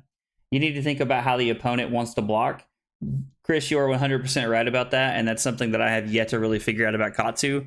I've only really put about 10 to 15 games in a Katsu so far, so I'm trying to learn him in case he is absolutely broken come Nationals time. So Underscore CCG, what's up, man? Hi, how do you find Katsu versus Azuri versions? Are you asking like how do I like the Katsu into Azuri matchup? Or are you saying how do I like playing Katsu versus how do I like playing Azuri into the field? I'm not really sure what you're asking, bud. Sorry.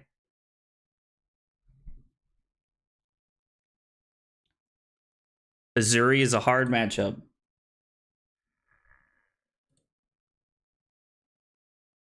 Kadachi into bleed out forces a block here. Using surging after that forces another 2 cards, so his hand will be gone. Okay, so yeah, I mean that definitely like that makes sense, and I completely understand like the thought process behind that.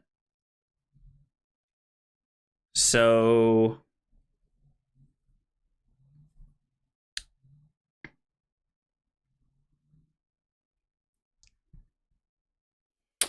we have Mugenshi release into reinforce the line, into Kadachi leg tap, arsenal our last card. Or if he lets our last card hit, then we go get our last card. Mugenshi plus reinforce. So you guys are thinking the same thing I'm thinking here. Yeah, okay. So if you guys are thinking the same thing I'm thinking here, then it means I'm probably thinking something right here. How the matchup feels from the Katsu side, and is it different from for Azuri builds? So honestly, I've played. Let's see. Let me look at my notes here. I have wrote down. I've played against Azuri once, and it was a very close game all the way down to the wire. But I did feel like my opponent, like I felt like my opponent had a slight favor in the matchup. Just like that's just off of the one game I played. That's how it felt. It felt like I just couldn't like really stand up to what my opponent was trying to do. So, but they're also a lot better Katsu players than me in the world. So take that for what it's worth. Their underscore. I do think that Azuri is going to be like one of the better decks moving forward in the current metagame. Azuri has a lot of play, and I think that Azuri has like just enough tools to be able to build her deck in different ways to where she can either try to fatigue people or she can just try to like, you know, run people over with her ability. I hear Taryn meowing. I think Carly woke up. By the way, Bravo needs to set up more 5-card hands. I haven't really been paying attention. It seemed like Nick has had quite a few 5-card hands. Maybe I'm going crazy.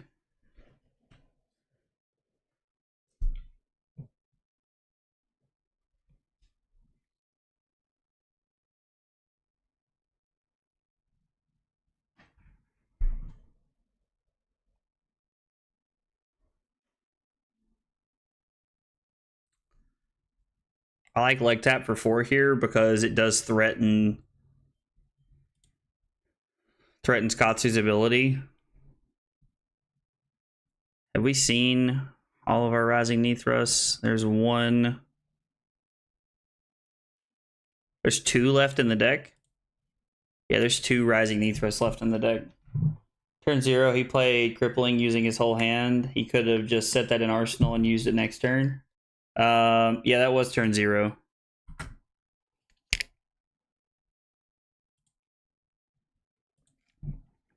Yeah, me being able to block with like my whole hand on turn 0 is like pretty good.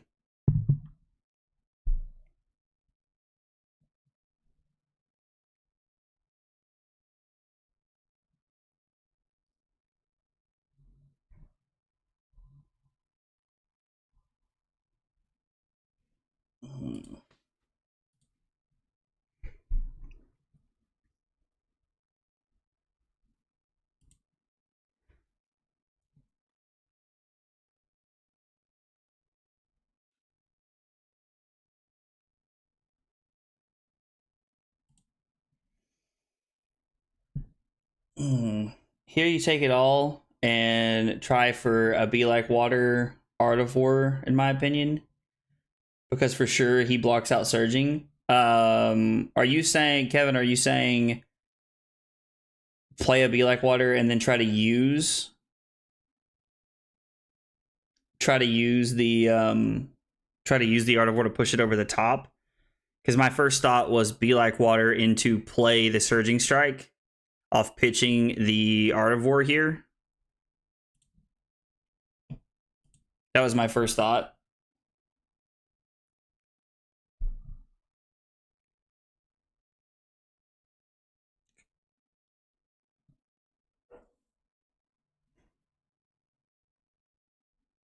That also works. I was like, he probably gives me 2 cards here on the Surging Strike.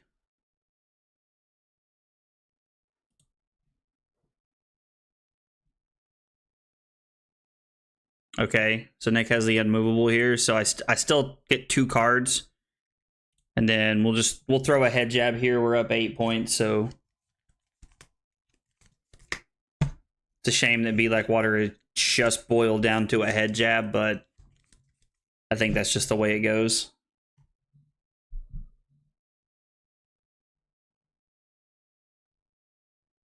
With Nick being at 6, we're not too far away from like having Kadachi lock going on here.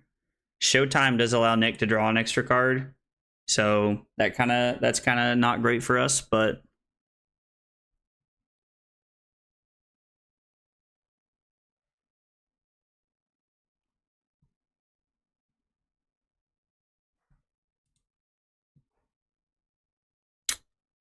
no, we're not going to pay, and we have nothing to Katsu with, so we're just going to pass here.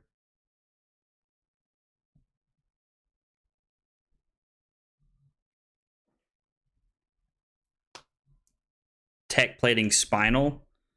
So we go Empower. No, I think we're blocking Dishonor into... Oh, block Mask into Flick Flack here because we won't need it anymore. I mean, I guess that's true. Mask is not going to be relevant from here. This allows us to keep all of our hand.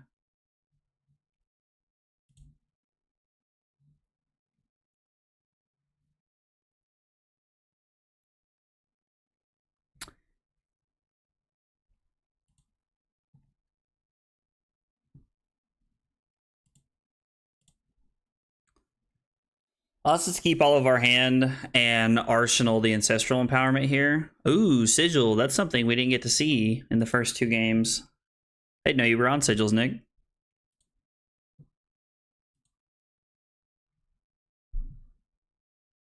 you not see him in the first 2 games? Or did you put him in after we re-sideboarded? When we re-sideboarded. Oh, I put okay. him in.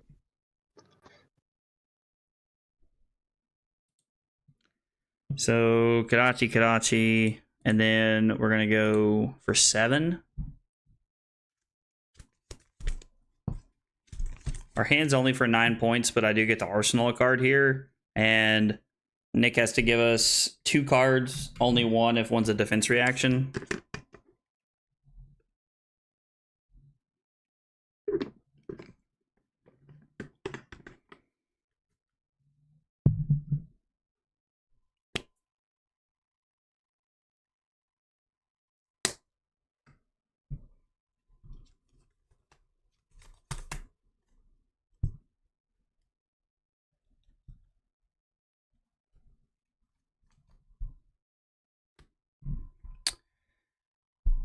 Get 2 cards. No, we're not going to use Katsu's ability. Nick goes to 3, and then we get to arsenal our card. It's a pretty decent hand, all things considered. I think we're just going to 7 here.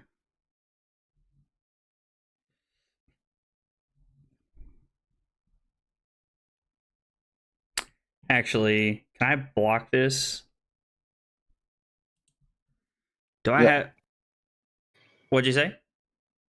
Oh, nothing. Sorry. Oh, no, you're good, man. Yeah, I'm trying to figure out if I can block this with a card from my hand. So go...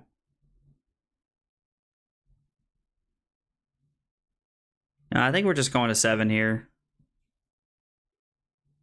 I think having the tempo right now is giving me the ability to just say no blocks. Chris also says no blocks, so more than likely the right play. I was like, when somebody from chat's telling me to do something and I'm thinking about doing it, I've just kind of come to terms with the fact that it's more than likely correct.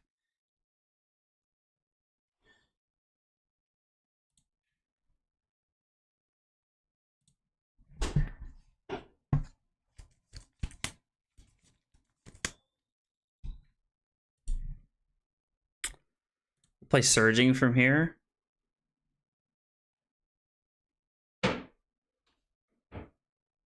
Okay, Nick block 6. Just for one more Kodachi. Yeah, so I think if the game is closer, I don't think the one Kodachi is worth it here. But I do think that with Nick being at 3 when the turn started and me being at 11, I completely agree with you that the extra Kodachi is worth it, because Nick's at 2 and we're now ever closer to the Kodachi lock, which is basically where the game ends.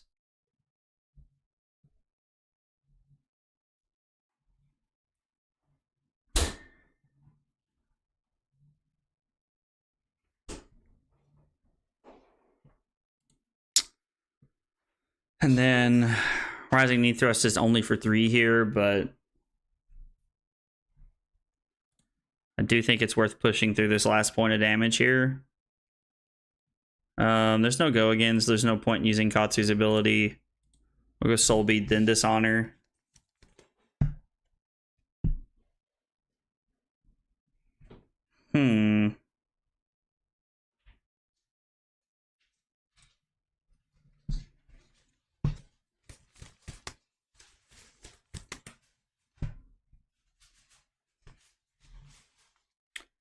Feel like water.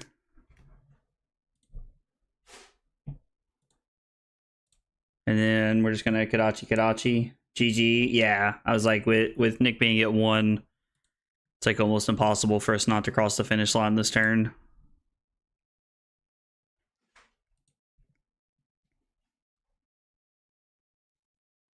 Then we'll just come in for 4.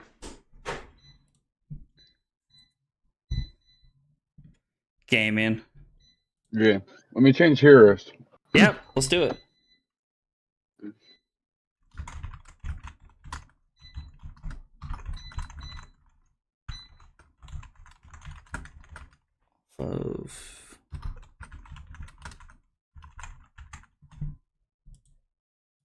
Let's see here. Wait, just surging here? Yeah, so in my head, I could have just surging right there. I wanted to throw the I wanted to arsenal the surging in case Nick had a 0 for 4, so that I could have a better start to next turn. A 5-card hand with surging that late in the game feels pretty good. But throwing surging there would have worked too. We probably could have just thrown anything there to cross the finish line.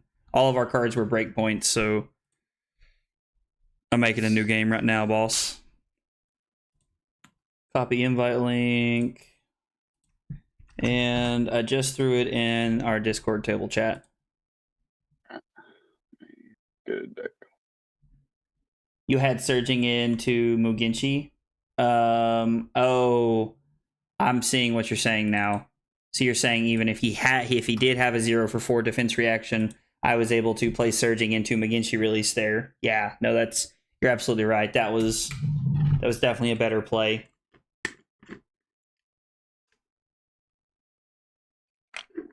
That guaranteed lethal even through a D react. So yeah.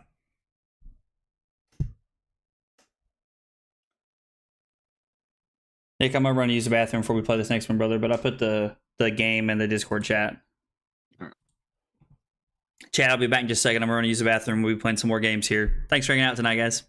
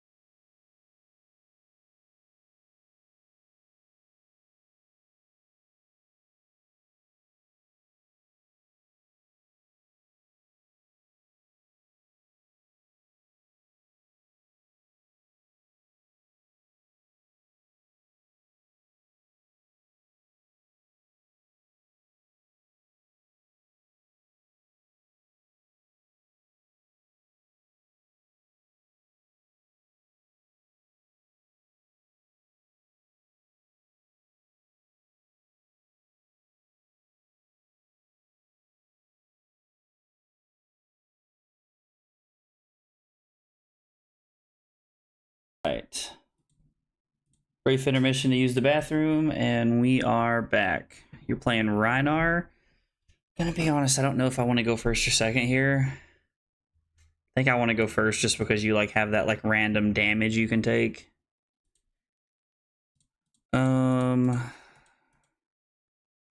Let's try the same thing we were playing against Bravo and see how it pans out.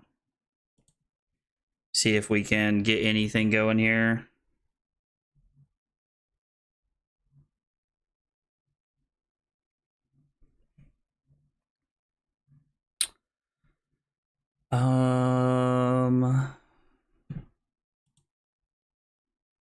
I think we're just gonna pass here. Just Arsenal pass here and just try to set up for a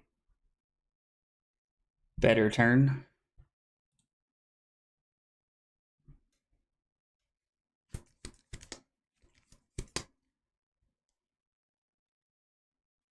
Okay, 4 is not bad.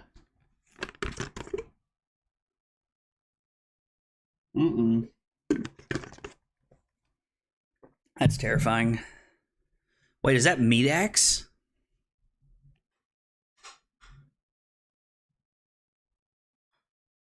Do you reroll on Barkbone Strapping? Yeah. So 8 dominate, and it's gonna have go again. But you can't do anything else. No. I think I'm just gonna keep my hand here. I think taking 8 is... Knowing that Nick can't do any more than 8 is good here for me. Actually, I'm sorry. Shoot. Can you do that again? Yeah. Oh, I think I'm going to block with the Breeze Rider boots here. I think I'm actually just going to go ahead and use both my equipment pieces here. You're not really playing crush effects. And I might use those anytime in the next like 1 to 2 turns. So I think I'm just going to go ahead and block with those. Could be wrong though. I'm not sure.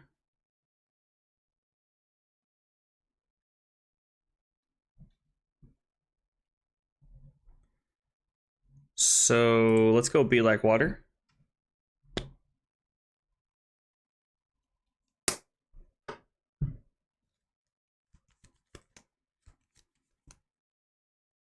Was me not attacking any benefit to me that first hand? Like, did it stop you from doing anything by me not attacking? Yeah, because I couldn't filter my hand out. Okay. I was I'm curious. trying to dig for like a combo. Oh, okay. So let's go empowerment. Draw a card. Yep. We're gonna pay. We're gonna name Surging Strike. And then, am I Katsuing for anything here?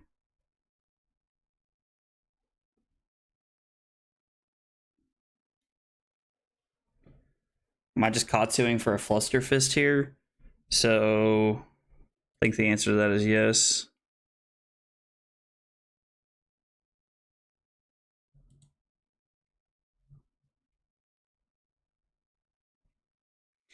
Is there anything better to Katsu for?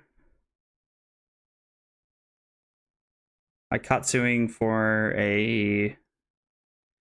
No, I think we're just going to do Fluster Fist here because it's a 0 for 4. And then we got a 0 for 4 with Go again here.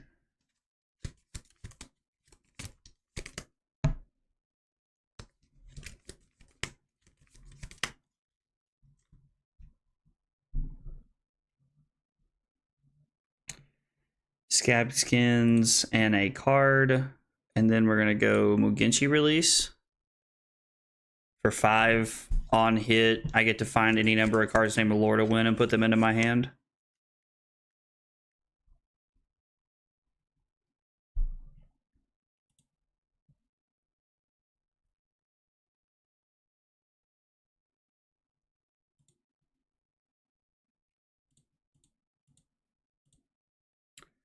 I'm going to put all 3 copies into my hand.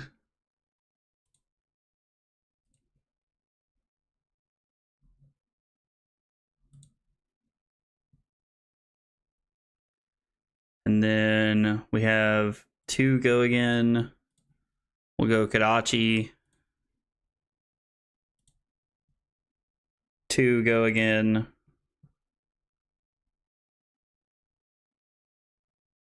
Do I want to put another?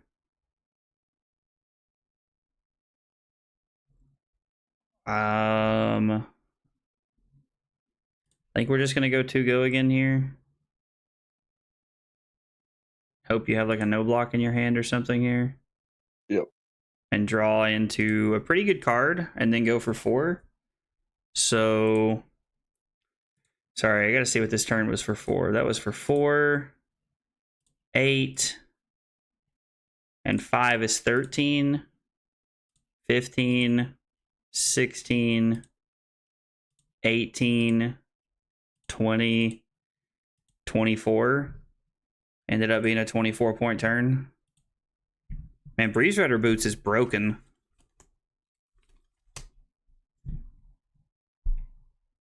And I do mean broken.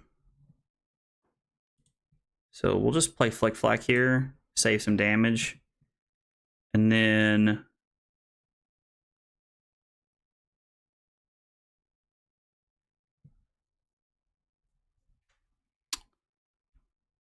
I honestly think we're just better off to not even play to our combo line here. Maybe I'm crazy, but I think we're just better off to be playing our E-Strike for value. This is on-hit mask. Not that mask is like an uber relevant part of what we're trying to accomplish here, but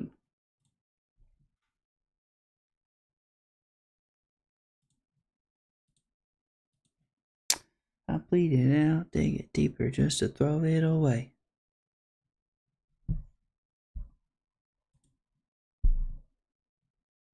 No, we won't use Katsu's ability. We will arsenal that.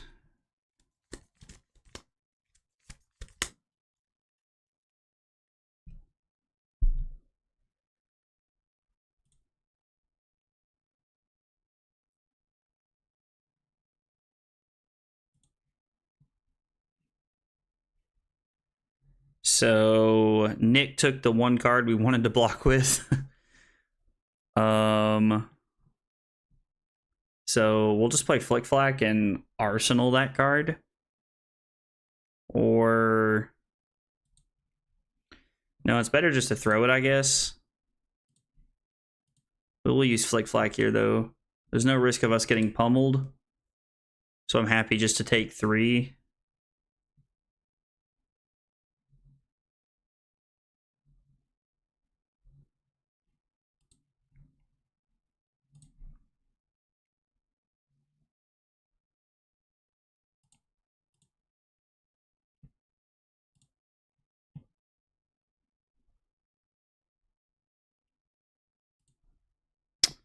Yeah, I think we're just going to have to arsenal the Muginchi here.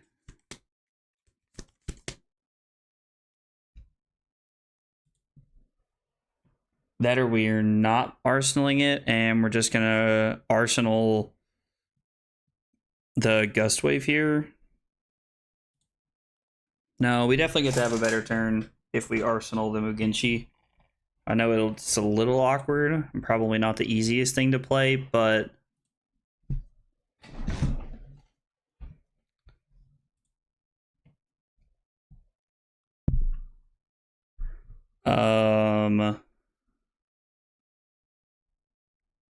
I don't have anything to Katsu here, so we're just gonna have to say no. We're gonna go bonds for free. We're gonna get a Fluster Fist here. Fluster Fist is just another 0 for 4. This is on hit mask, which is relevant, so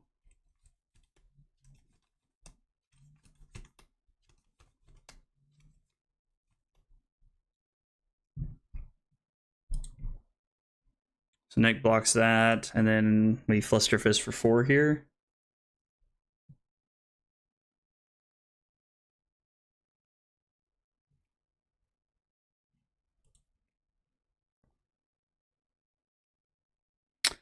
And we'll just go ahead and arsenal this.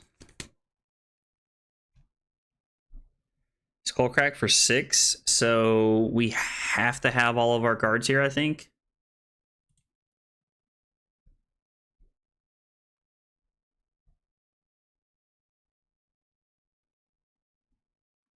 I think this is a very good cross-trap turn.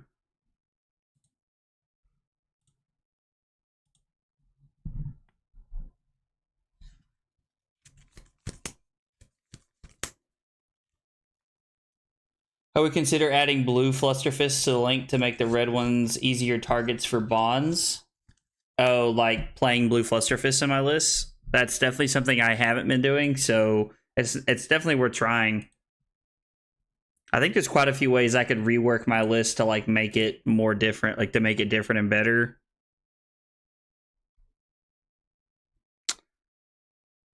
What's our best line here? We're just gonna go 7 and bottom this. Or am I gonna go... So I can go 7, putting the bonds on the bottom, and then try to set up for next turn.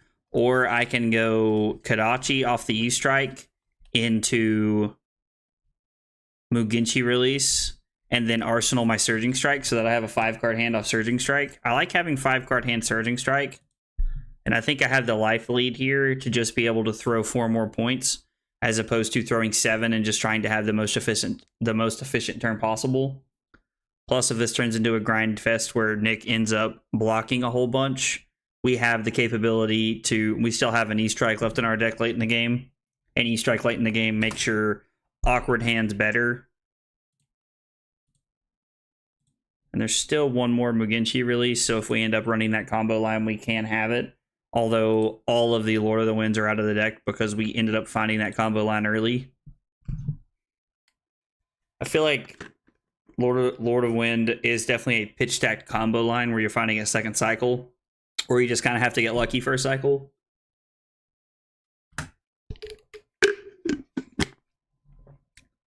No to Katsu's ability. We'll go E-Strike them bonds, and then we'll bottom this.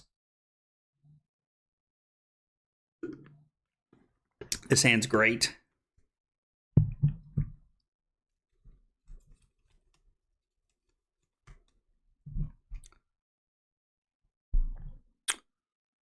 Draw a card and discard a random card. Oh, were you trying to I was trying to filter. Yeah. I had it read. I figured you doing that was probably you trying to find something to do right there.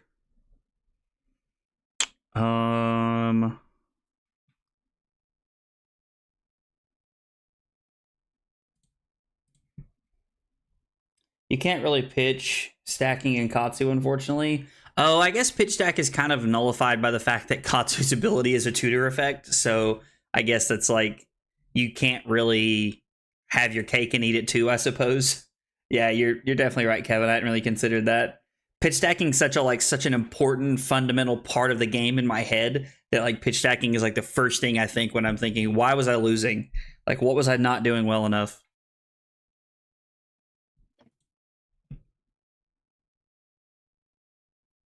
So we're gonna go Gust Wave here.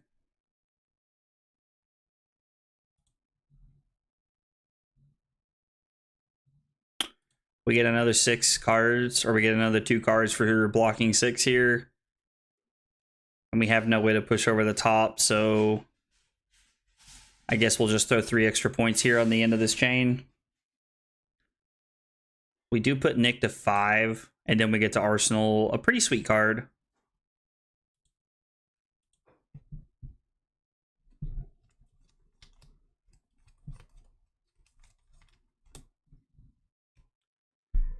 So I think we're definitely starting here.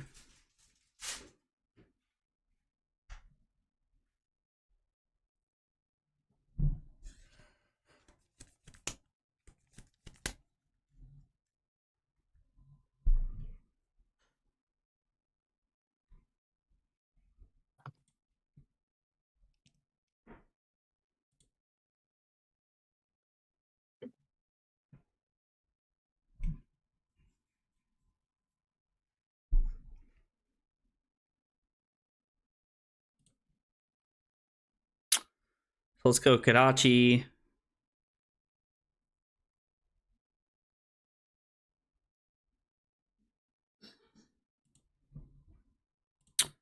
Kadachi number 2.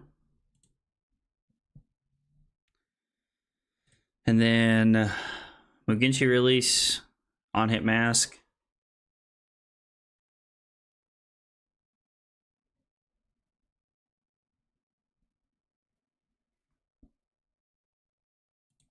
Yeah, we get 2 cards here.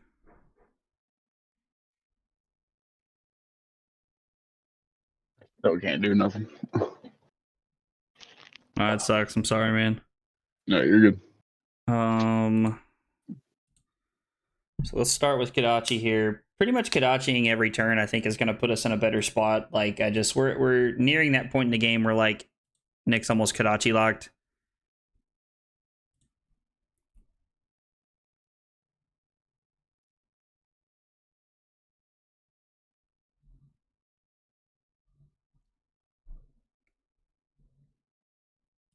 So we get 2 cards out of Nick's hand. How many Rising Knee Thrusts have we played? We've only played 1. We have yet to see any leg taps.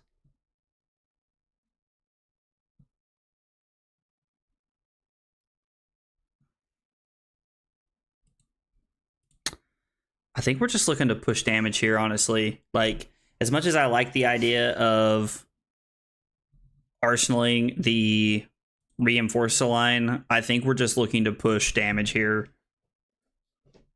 Yeah, no block. Oh, that sucks, man. Yeah. What no blocks do you play in Rhinar? So this is a new, like, totally Rhinar, like, combo deck that I tried. Okay, gotcha. Start a whole new game. Let me pick a whole new hero. Okay.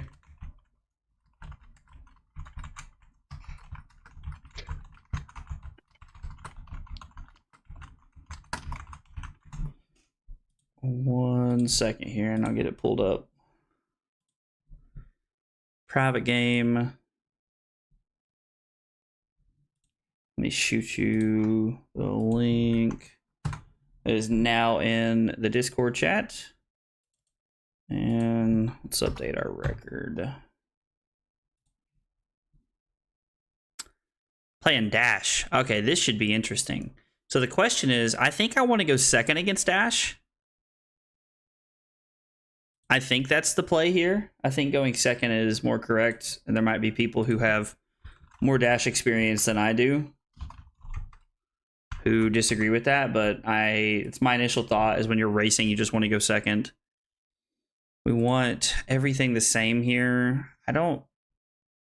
Maybe I want Flick Flax against you. Like, maybe the Flick Flax and Command and Conquers are good enough.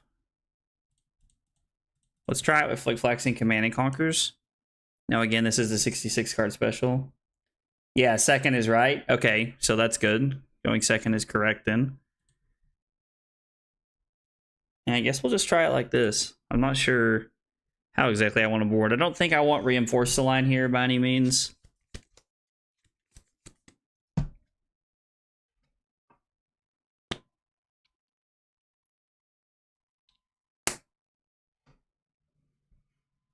What item you start with will tell me a lot about how we're going to play this matchup. Okay, so you're starting with Chamber.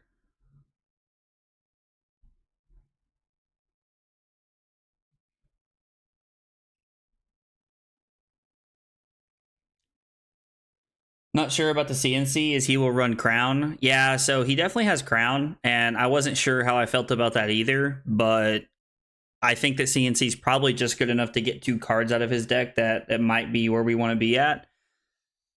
It is very possible that CNC is wrong. I'm curious to know, though. I think giving it a try is worth noting here. Pitch a maximum velocity and a red throttle here. Okay. And then pass.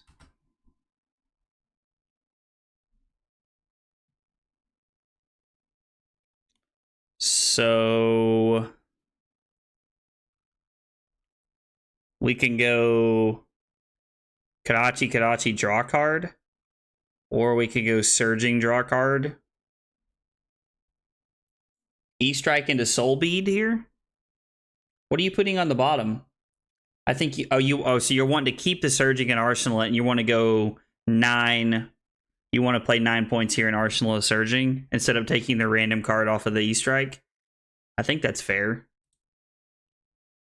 Yeah,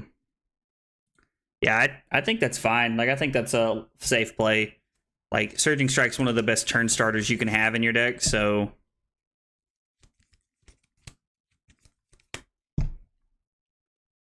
The one thing that scares me about playing against Dash with Chamber in it is that Nick's going to be more inclined to block more regularly unless his hand's just like really, really good. And if Nick's hand is blocking more regularly, then I'm worried he'll trade down better than me because Dash's cards are just very like on rate. Like Throttle's a 2 for 6, Zipper hits a 1 for 5, 0 for 60, 0 to 60 is a 0 for 4. Like all of his cards are just very on rate. Nick's filtering his hand there. Makes me wonder if there was a second maximum velocity there. At 2 high octanes? Oh my gosh. Well, everybody strap in. 2 high octanes is... If he has the blues to go with it, is very frightening.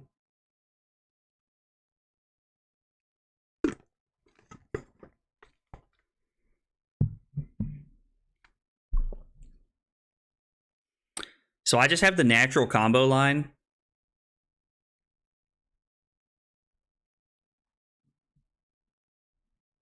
In my hand. Like... Looks like no blocks if possible as your hand is gas. Yeah, my hand is very good. I'm honestly wondering if blocking with Breaking Scales and Breeze Rider Boots is correct here to try and just like get value out of my equipment.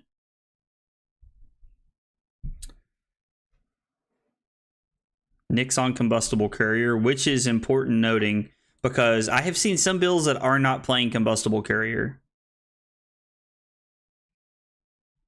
Well, hopefully Nick doesn't have a Shockwave here. If you can always block with armor on the last attack, you are absolutely correct. And it feels like I should have done that because now if Nick has another T-Bone or a Shockwave here, then I get absolutely blown out by getting rid of my Mask and Momentum. So that definitely is definitely something to remember. With 5 action points, am I about to get pistoled like a bajillion times?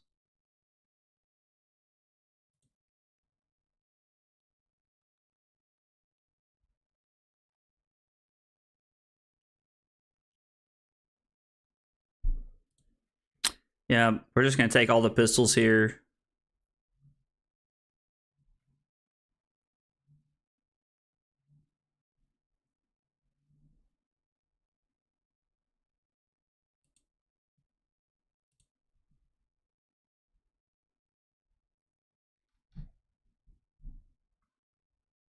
Okay, so yellow means that Nick can pistol me an exact amount of time, the exact amount of times his action points as he has. If Nick had a blue there, he could use his chamber on the last one to give go again and pistol me one more time.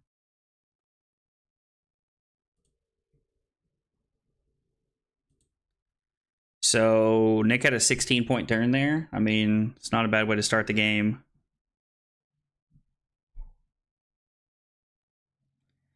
I think I'm saving Cross Trap for a rainy day.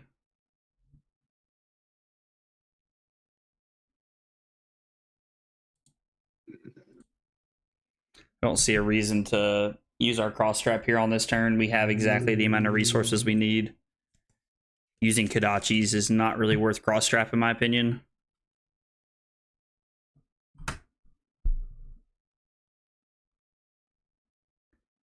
Am I Katsuing here for anything? Like, I don't even know if there's anything worth Katsuing here for.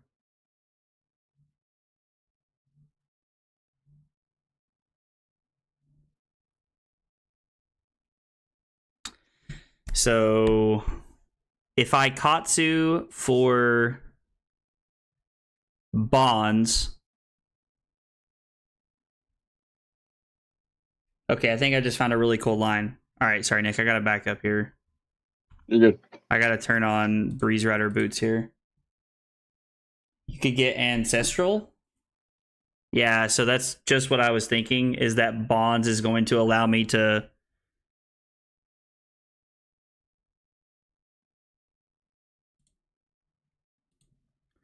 All right, does this work the way that I want it to? I don't think that this works the way I want it to. No, this doesn't work the way that I want it to.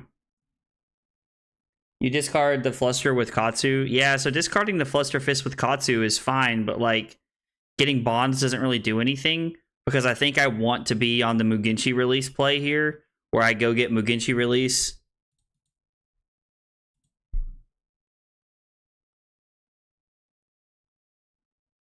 Where I play the Mugenshi release. Am I wanting to play Mugenshi release here or am I wanting to go get bonds?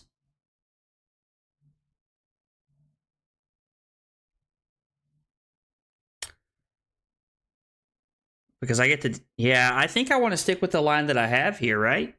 Because Gust Wave is for 4, Muginshi's for 5. Mugenshi is on hit, go get Laura Winds, and just do broken stuff. And then I still have the Fluster Fist at the end of the chain. Or it's Gust Wave for 4, Bonds for 4, Fluster Fist for 4. So it's just more points to have my hand the way that it is, and I get to keep more cards in my deck.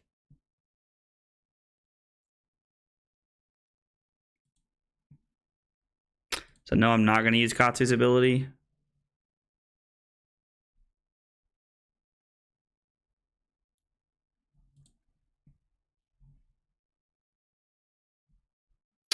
Draw. Okay, that's a good draw too.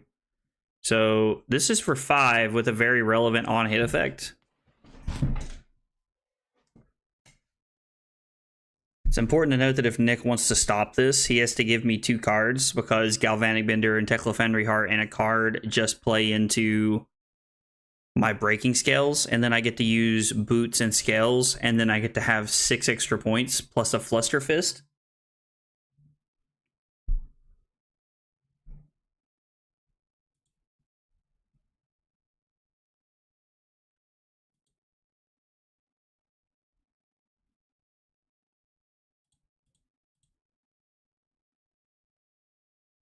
Yeah, I mean, we might as well. Let's just go get them all.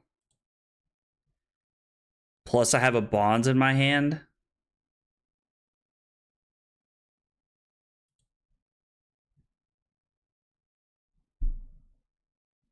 So now I can break the chain and do more dumb stuff here. Crazy, crazy. Dude, this turn's going to be insane. We're going to have to count this turn after it's over. Yeah, I have my nuts too. Oh, really? That's what I was letting. Yeah, I have my max B.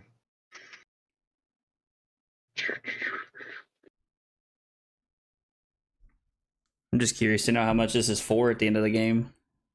I'm going to have to take a look after this turn and write it down.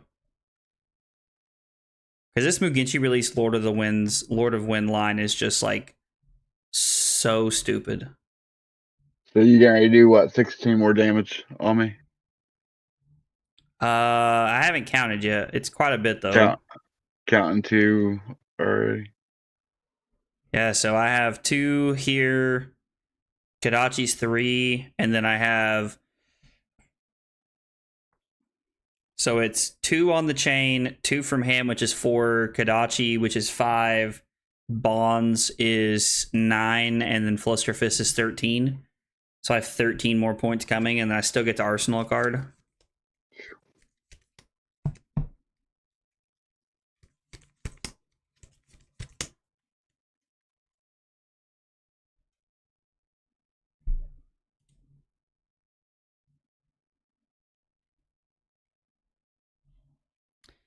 So breaking the chain doesn't do anything for me here because I don't have a way to turn the bonds on.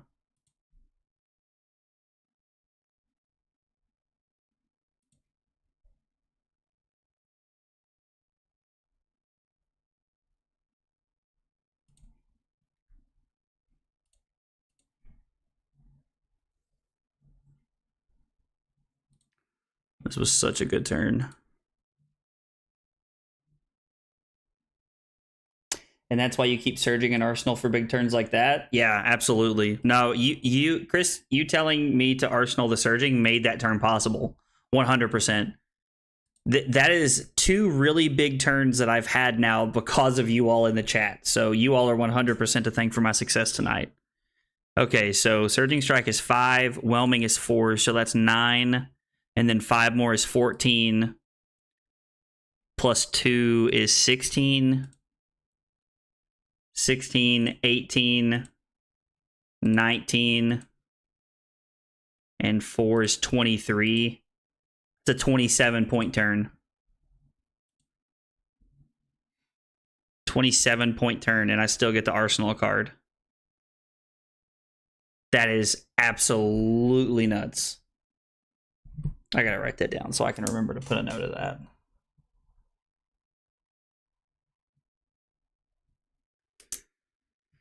Man, dude, when me and Zach and Silas were talking today, we were talking about how we felt like Katsu has a higher ceiling than Fi does, and I think these are the exact turns why that statement is so true.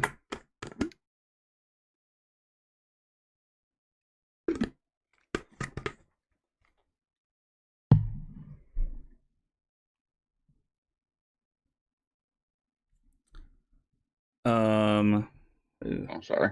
Oh no, you're good, man. You are good, brother.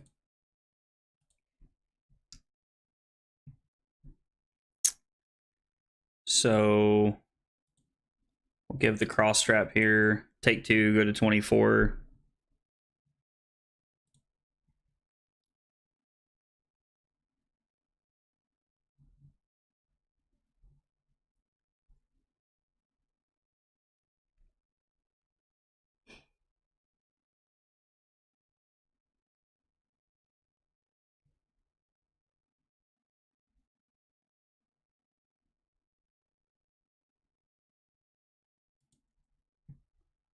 So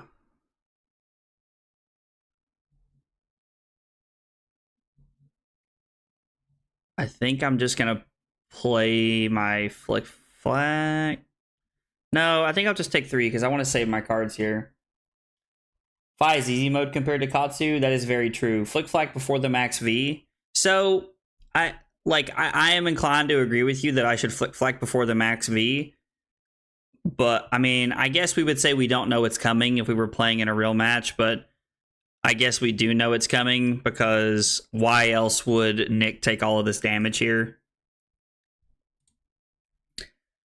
I think I'm just gonna play Flick Flack on the max V here because I have a turn. I have a chance to have a really good turn here.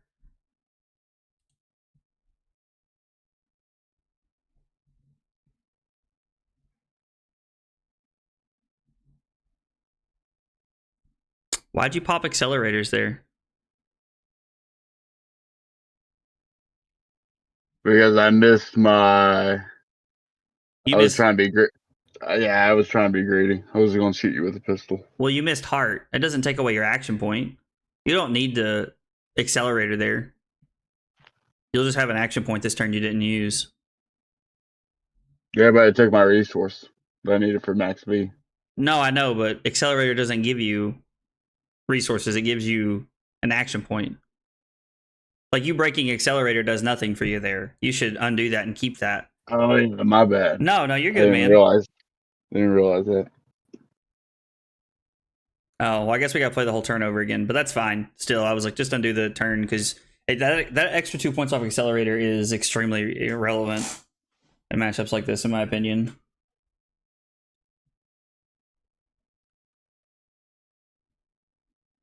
Here, I'll revert to the start of the turn here real quick. Revert to start of the turn. There you go. Now we'll just run back through things like we did.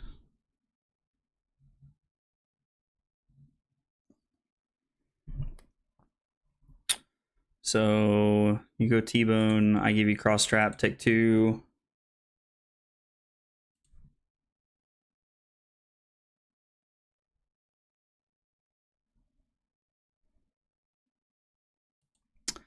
I took nothing here. Or I blocked nothing, took 3. Then when you come in with the T-bone,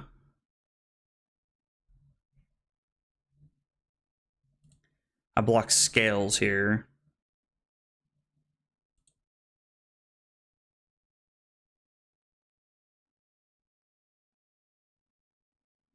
And then you activated heart. One of them was a miss.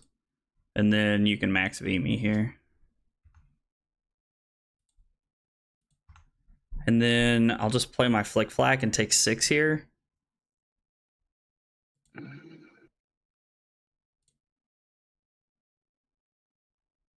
So if I'd Flick Flacked the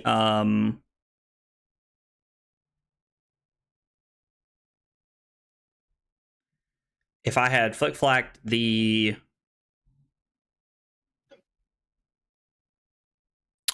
zipper hit, I would have been able to block 5 more.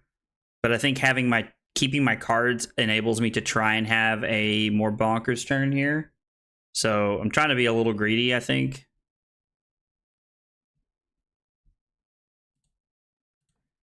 Let's start with a Kadachi. It's nice knowing that all of your equipment's gone, so you're just being forced to trade cards here. Let's play a Be Like Water.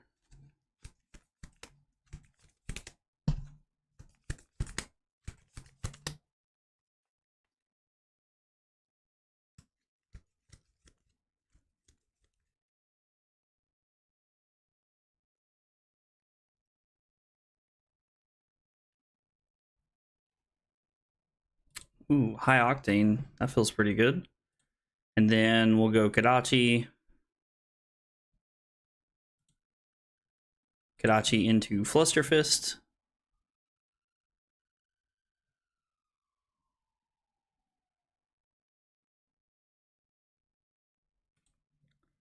Is that our second Flusterfist? It is, so there's 1 left in the deck.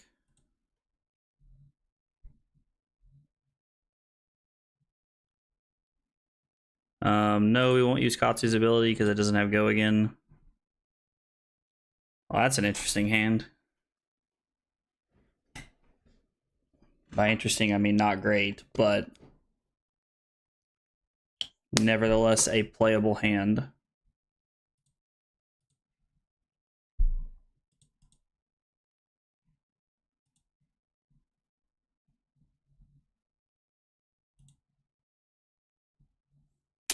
Not sure about the blue Be Like Water. It's only really good if you have 2 blues. Are you talking about playing it on that turn? I'm not exactly sure what you mean because I did have 2 blues, Chris. Or do you mean something else? Sorry, I'm not exactly understanding. So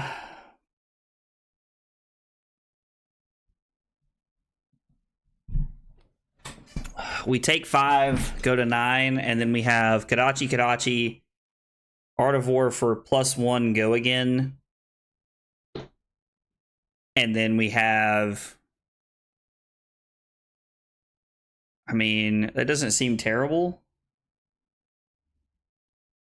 to have it in the deck in general. Oh, gotcha. You're saying to have the blue Be Like Water in the deck at all. Yeah, so I left Be Like Water in the deck because it was something that one of the lists that I found was playing it. So I left it in there because it turns on Kadachis and things like that. It also just blocks 2 and is not a combo card. Maybe Flusterfist Blue is better in that slot. So Kevin was talking about, it might have been you or Kevin were talking about playing blue Flusterfist earlier. So it's definitely a possibility that that's better in that spot. I don't think we're blocking here. I think taking 5 to go to 9 is worth because Nick's already at 4 and has no equipment left. Now, if Nick has a blue from here, we are in one of those situations where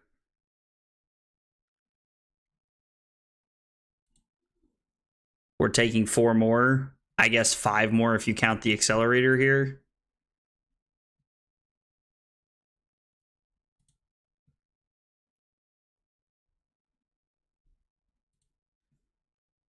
Okay, so I am taking... So this is going to be for 6. So again, I still think it's worth keeping my hand here.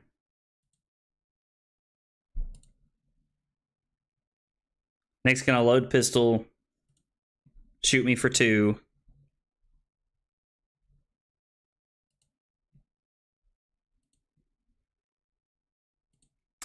And then Nick's gonna load pistol and shoot me for 2 after he pops the accelerator here. I think it's worth going to 3. Mask is probably not gonna hit, but I think I would really keep my mask for something more relevant. Like if we do happen to see another combustible courier after this, that is a more relevant on-hit effect. So let's start with the ever-looming Kodachis.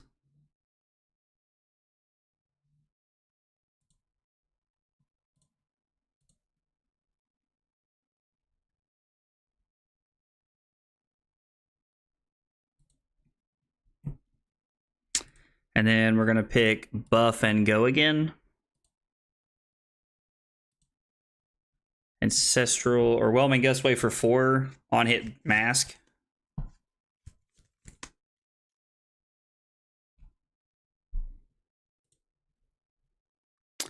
And then stab wound for 3 on hit lose 2 life. Ancestral empowerment wins us the game. Hopefully. Good game, man. Good game.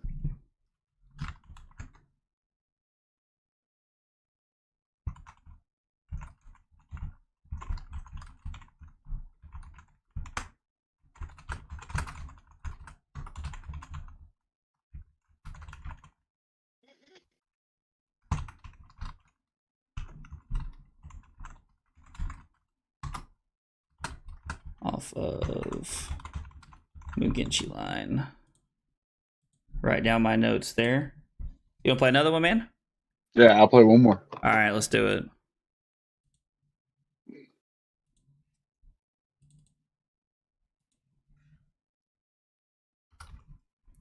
Sorry, is that not registering? Yes, I want to rematch. Is it going to do that thing it was doing to me and Zach the other night? Is it frozen? Yeah, it was doing this to me and Zach the other night. Oh. There we go. Oh, that works. That works. Did it keep all my... It did not keep my sideboard changes. So let's run it back the way that we had it. Even though the Command and Conquers are questionable, I do think they're worth having.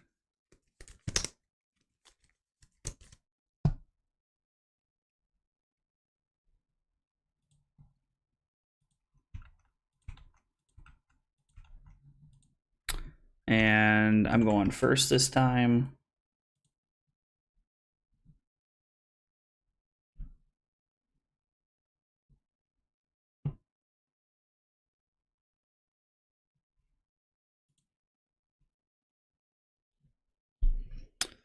Nick's playing Pounder this time. Intertesting.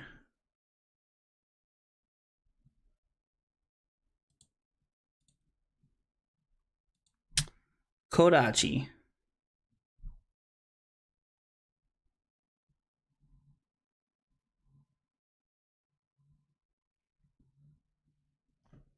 You know, the funny part is when I started playing Flesh and Blood, Andy, have you ever met Andy, Nick?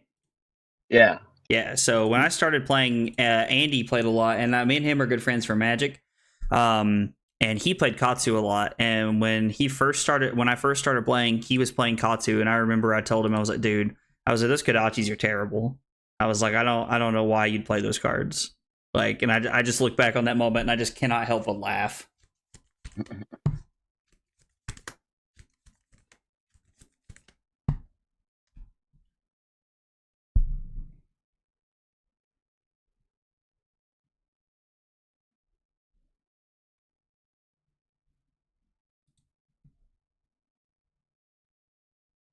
Five, go again.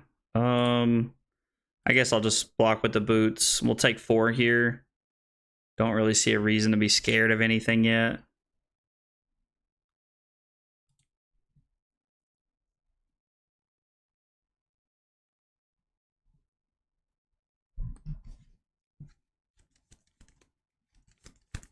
Harpoon. Oh, Harpoon's such a good card, dude. Yeah, for sure. I will show you whelming, and then take 4. I think cards like Harpoon are like the way that you win these games. Like being able to like play that card on like 3rd chain link or higher and just like rip cards out of my hand is just there's just so much value in that. I was doing it to somebody playing online the other day. Like it was a random, but I was just like, dude, like I was like, I don't know how you're supposed to beat this. And the guy was like, dude, I always lose to Dash because of this.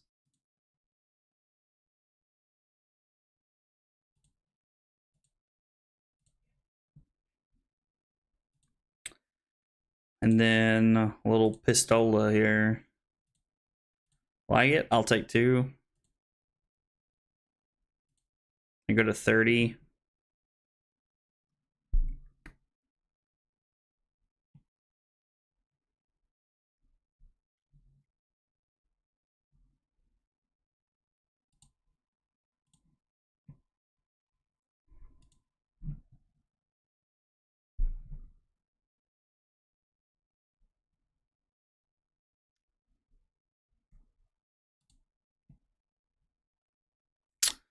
So let's go Kadachi again. Because I think it's worth. Art of War first. So I like having the Art of War, but I was thinking Art of War for +1 and go again. Were you thinking banish off of the Art of War? Like what were you thinking here off the Art of War?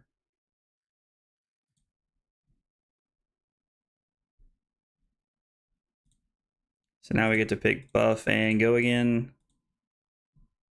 Yeah, banish. What would you have banished there? Hand's kind of bad. Yeah, the hand's not great. The idea behind my hand is that I could try to turn this into a Mugenshi release line where I use my Breeze Rider boots to just like inevitably force mask here. You would have, so you'd pitch the Whelming Gust Wave, discard the stab wound there.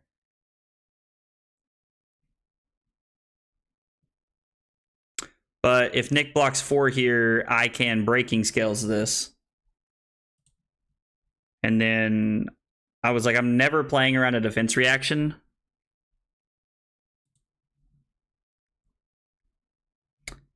I don't think I'm going to break boots here. But I do get to draw a card, which is good.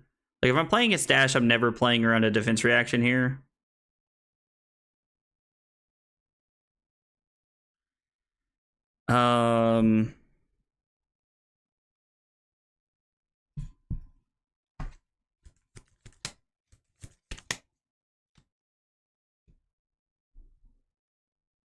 What am I discarding here? This is tough.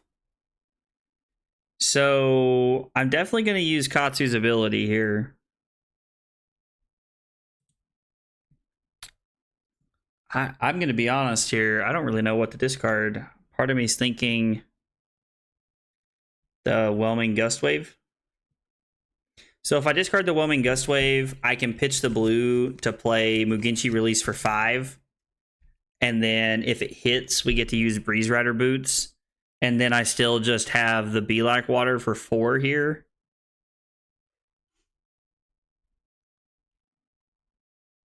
Yeah, I think that's the play.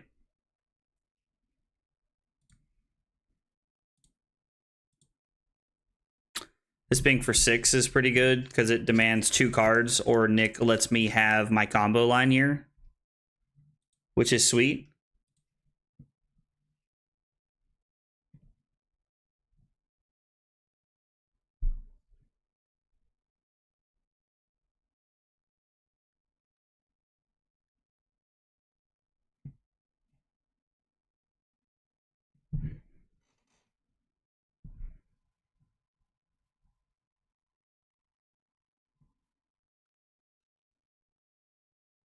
Okay, so Nick does block 6 here. And then we're just going to throw Belak Water because we want the extra point off of the Art of War. So Kadachi. into 4. So that's 6. And 6 is 12, and 4 is 16. So we had a 16-point turn here. Nothing crazy. The reason you want to play Art of War first is to see what turn you get. This works too, but you waste the armor block, and this turn is still kind of mid. Yeah, so 16 points here is honestly not great. I definitely think that banishing the Art of War to see what we could have found would have been better there. Or using the Art of War to banish something. You should arsenal the Blackwater. So I like arsenaling the Blackwater, but is it not better just to play the Blackwater just to get the value off of our Art of War? Because we're letting our Art of War be for 1 less point? Or do you think the value of Blackwater is just that much better? And I ask that because I like to push as much damage as I can. Katsu thrives off 5-card hands. It took me a while of playing Viscerai to learn that if I was going to succeed with Viscerai, I was going to have to arsenal more than I like to normally. And so I think that's going to be the same thing with Katsu here. I'm just going to have to like stick through it and learn that I need to arsenal more often than I want to.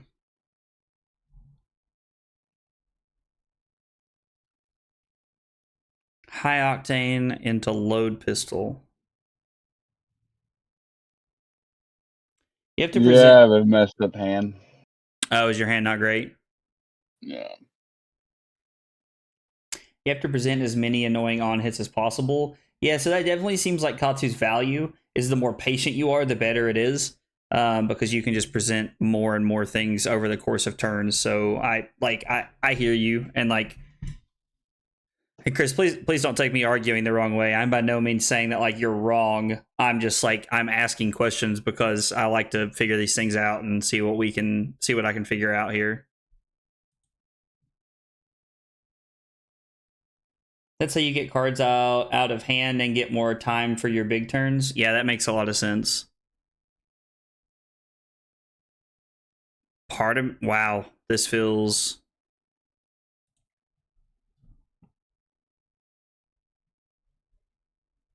odd. So we're just gonna take 2 here, and then so the first line that jumps out at me is Kadachi bleed out into potential Katsu hit here. And I still think that's the best play.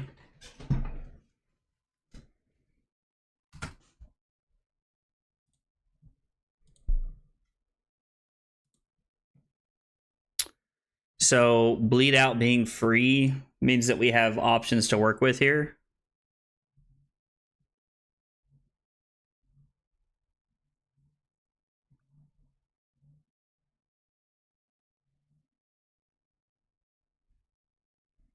Flick Flack is just such a good card. There's so much value in playing Flick Flack.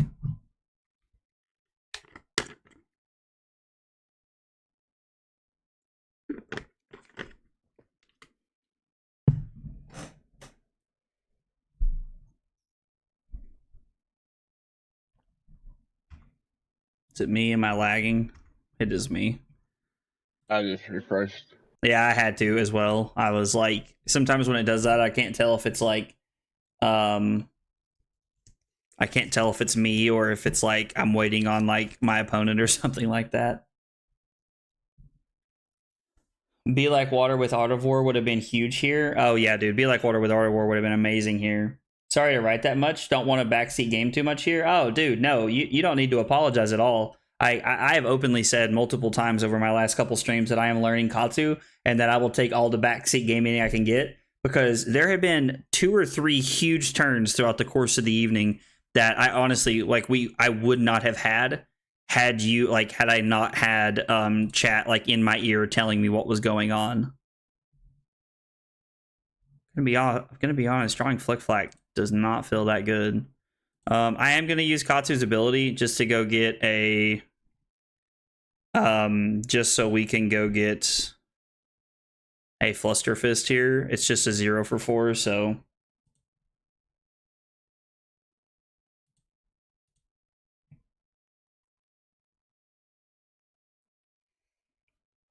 Nick's turn must be pretty good if he gave us mass there. Makes me think that he has maximum velocity here. That arena has another really broken high octane turn.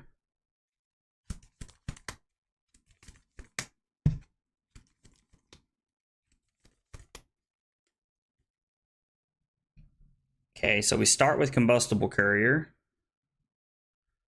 So Combustible Courier is cool. It's a lot scarier when it's red. I really like Combustible Courier. It's really the only on-hit effect that Dash has. I'm just going to use my Flick Flack here to cover this up. Being able to cover up a Combustible Courier for one card is what I would call value town. Flick Flack for sure. Yeah, Flick Flack just seems so free there. Hit max. Oh, double maximum velocity. Oh, Lord. So if Nick's going to play maximum velocity from his arsenal or from his hand, he has to have 2 0-costers here.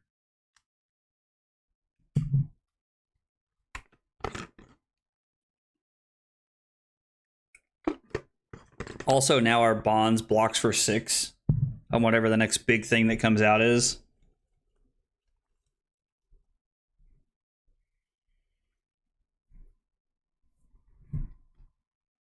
Am I lagging again?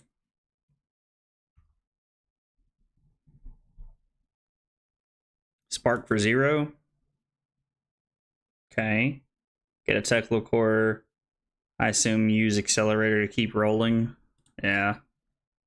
I do really like that play. I feel like that's something like the whole spark for 0 into use accelerator to keep rolling. I feel like was something we didn't really see until they came out with that Wombat Dash deck or whatever.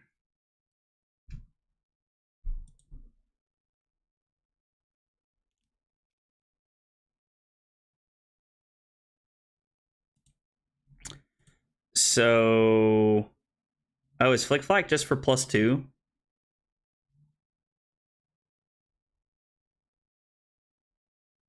It's any card with combo and it gives it +2 all the way across. Oh, I thought it was +3 for some reason. Lord. I was not expecting you to have Command and Conquer right there. So, am I just letting the Artivore go and just throwing Command and Conquer back at you? Or is there a better option here? Is it... Man, I really wish I had one more block. Maybe I'm just supposed to block 8 and then use my Cross Trap for Command and Conquer. I think that's probably the play. I want to keep my Artivore. I want to have my Artivore... Like, Artivore is just so good. It's such a good card.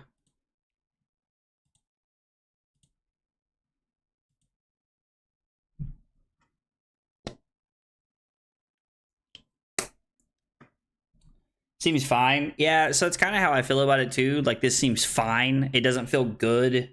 It doesn't feel like terrible. It just seems like okay. I think I'd rather use my Cross Trap for something else, but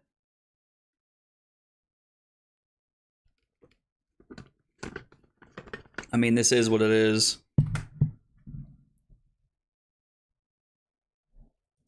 Okay, so Nick just takes the 6 and loses his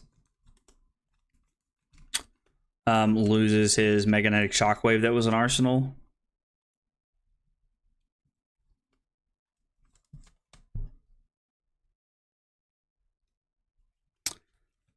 So my first thought is that we're up 13 points. We should just take Nick's hand, and we should just lead on Pitch Stab Wound to play Artivore Banishing Mugenshi Release to see what we hit here.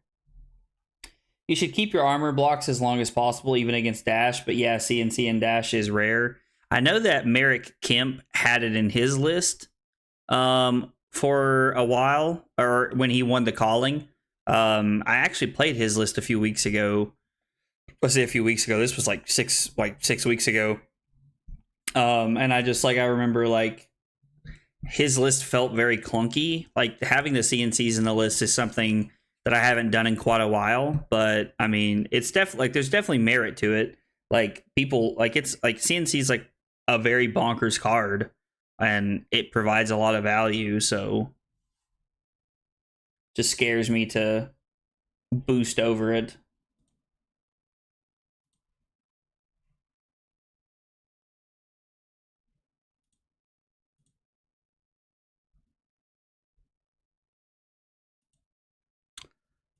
Yep. Again, I'm okay taking 2 here.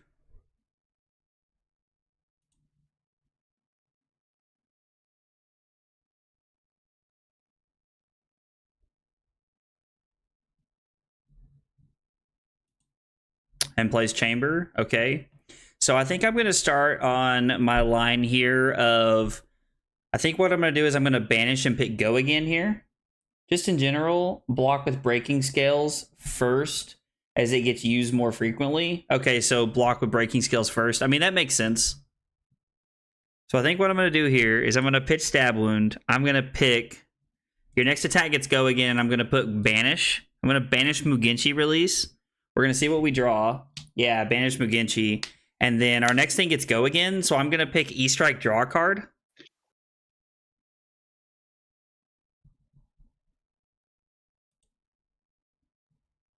I'm going to put this on the bottom. This having go again is very valuable for us.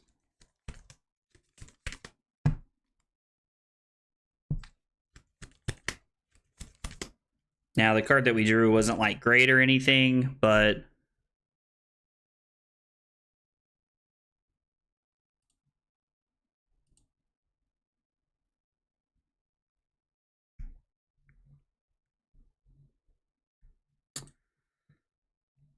gonna be honest, I don't really know if I want a Katsu here or not.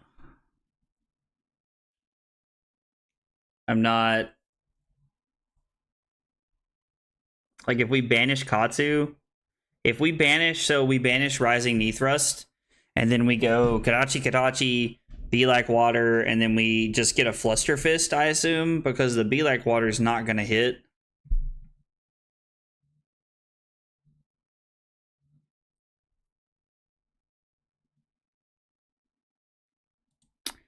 Do I have a Fluster Fist left in my deck? Yeah, I should, yeah. So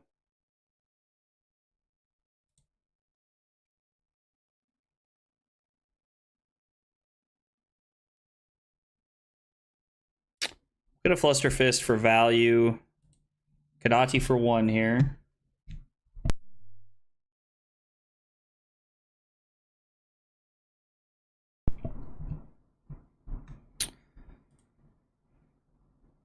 And then we'll play this. We'll play the Be Like Water here.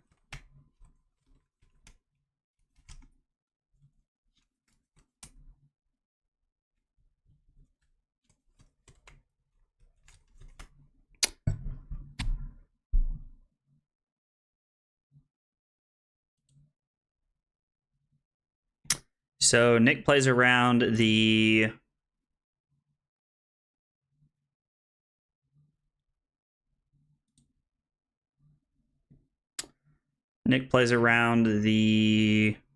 Ancestral Empowerment.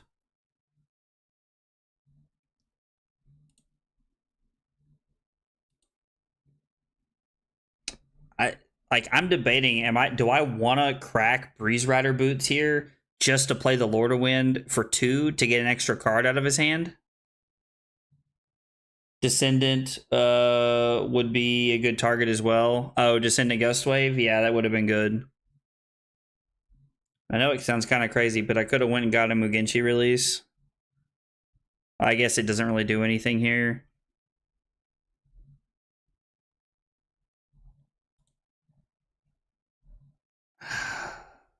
Man. Feels like Nick wants to keep his whole hand here. So I'm gonna see if how bad he wants to keep his whole hand here.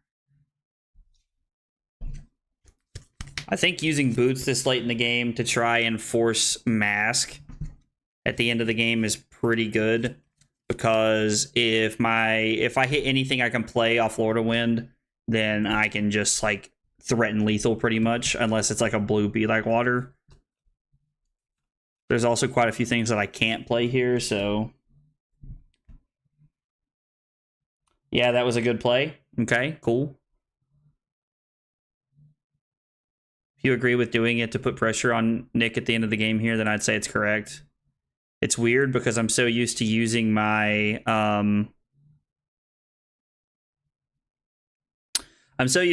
Breeze Rider boots as like this like crazy like 20 to 25 point combo turn, but so I'm basically looking at block with CNC, throw leg tap, rising knee thrust for 9 points here. I don't think there's going to be anything relevant for on hit. Yeah, let's just take 5. We'll see what happens here. We'll just take 5. I don't think it's going to kill us to block later in the combat chain. Well, bye-bye mask. It served its purpose, though.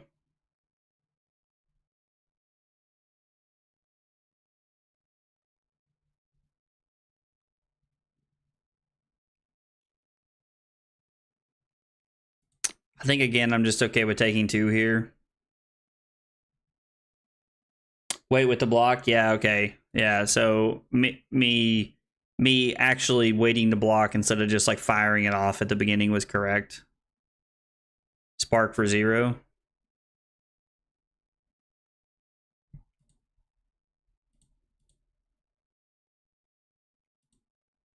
Did you not spark there? I done used them. Oh, gotcha. Yeah. So this is actually pretty sweet because now I can keep the Surging Strike in my arsenal and pitch the Command and Conquer for my combo line, which is just a lot better. Okay, that works as well. Just arsenal the Surging. Yeah, keeping the Surging Strike in my arsenal here will just enable us to try and close out the game next turn. Because we're putting Nick in a spot where he has to block both of our cards.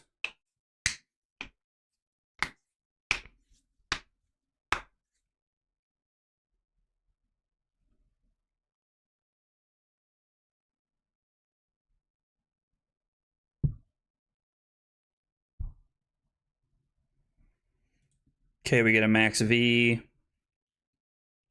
No, there's no reason to use Katsu's ability.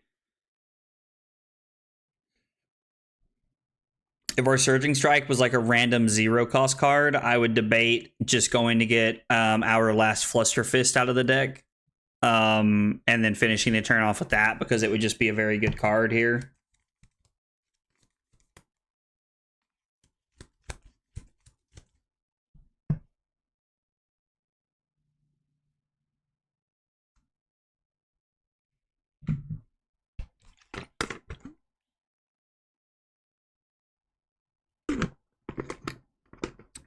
Getting Harpoon feels pretty good.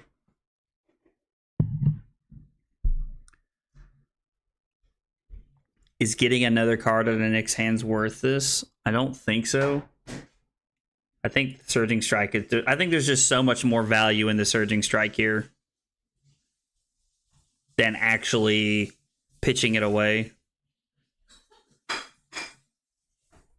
We'll take 4. We have no reason to block this.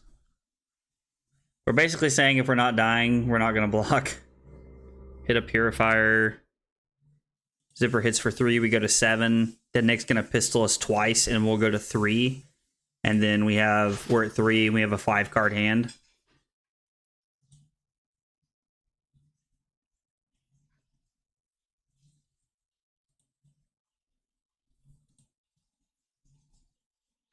So let's lead on the Surging Strike.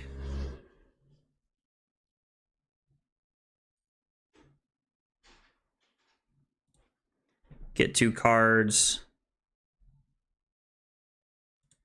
This will also get 2 cards, being a breakpoint.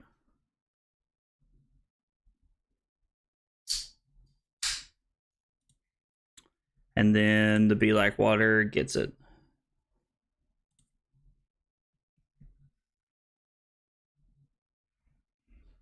No. All right, GG, man. GG, good game, bro. I appreciate you hopping on and playing with me tonight, man. I was like, got a lot of. I like testing into the different heroes tonight. To be able to like really fill it out. So Katsu's feeling pretty strong.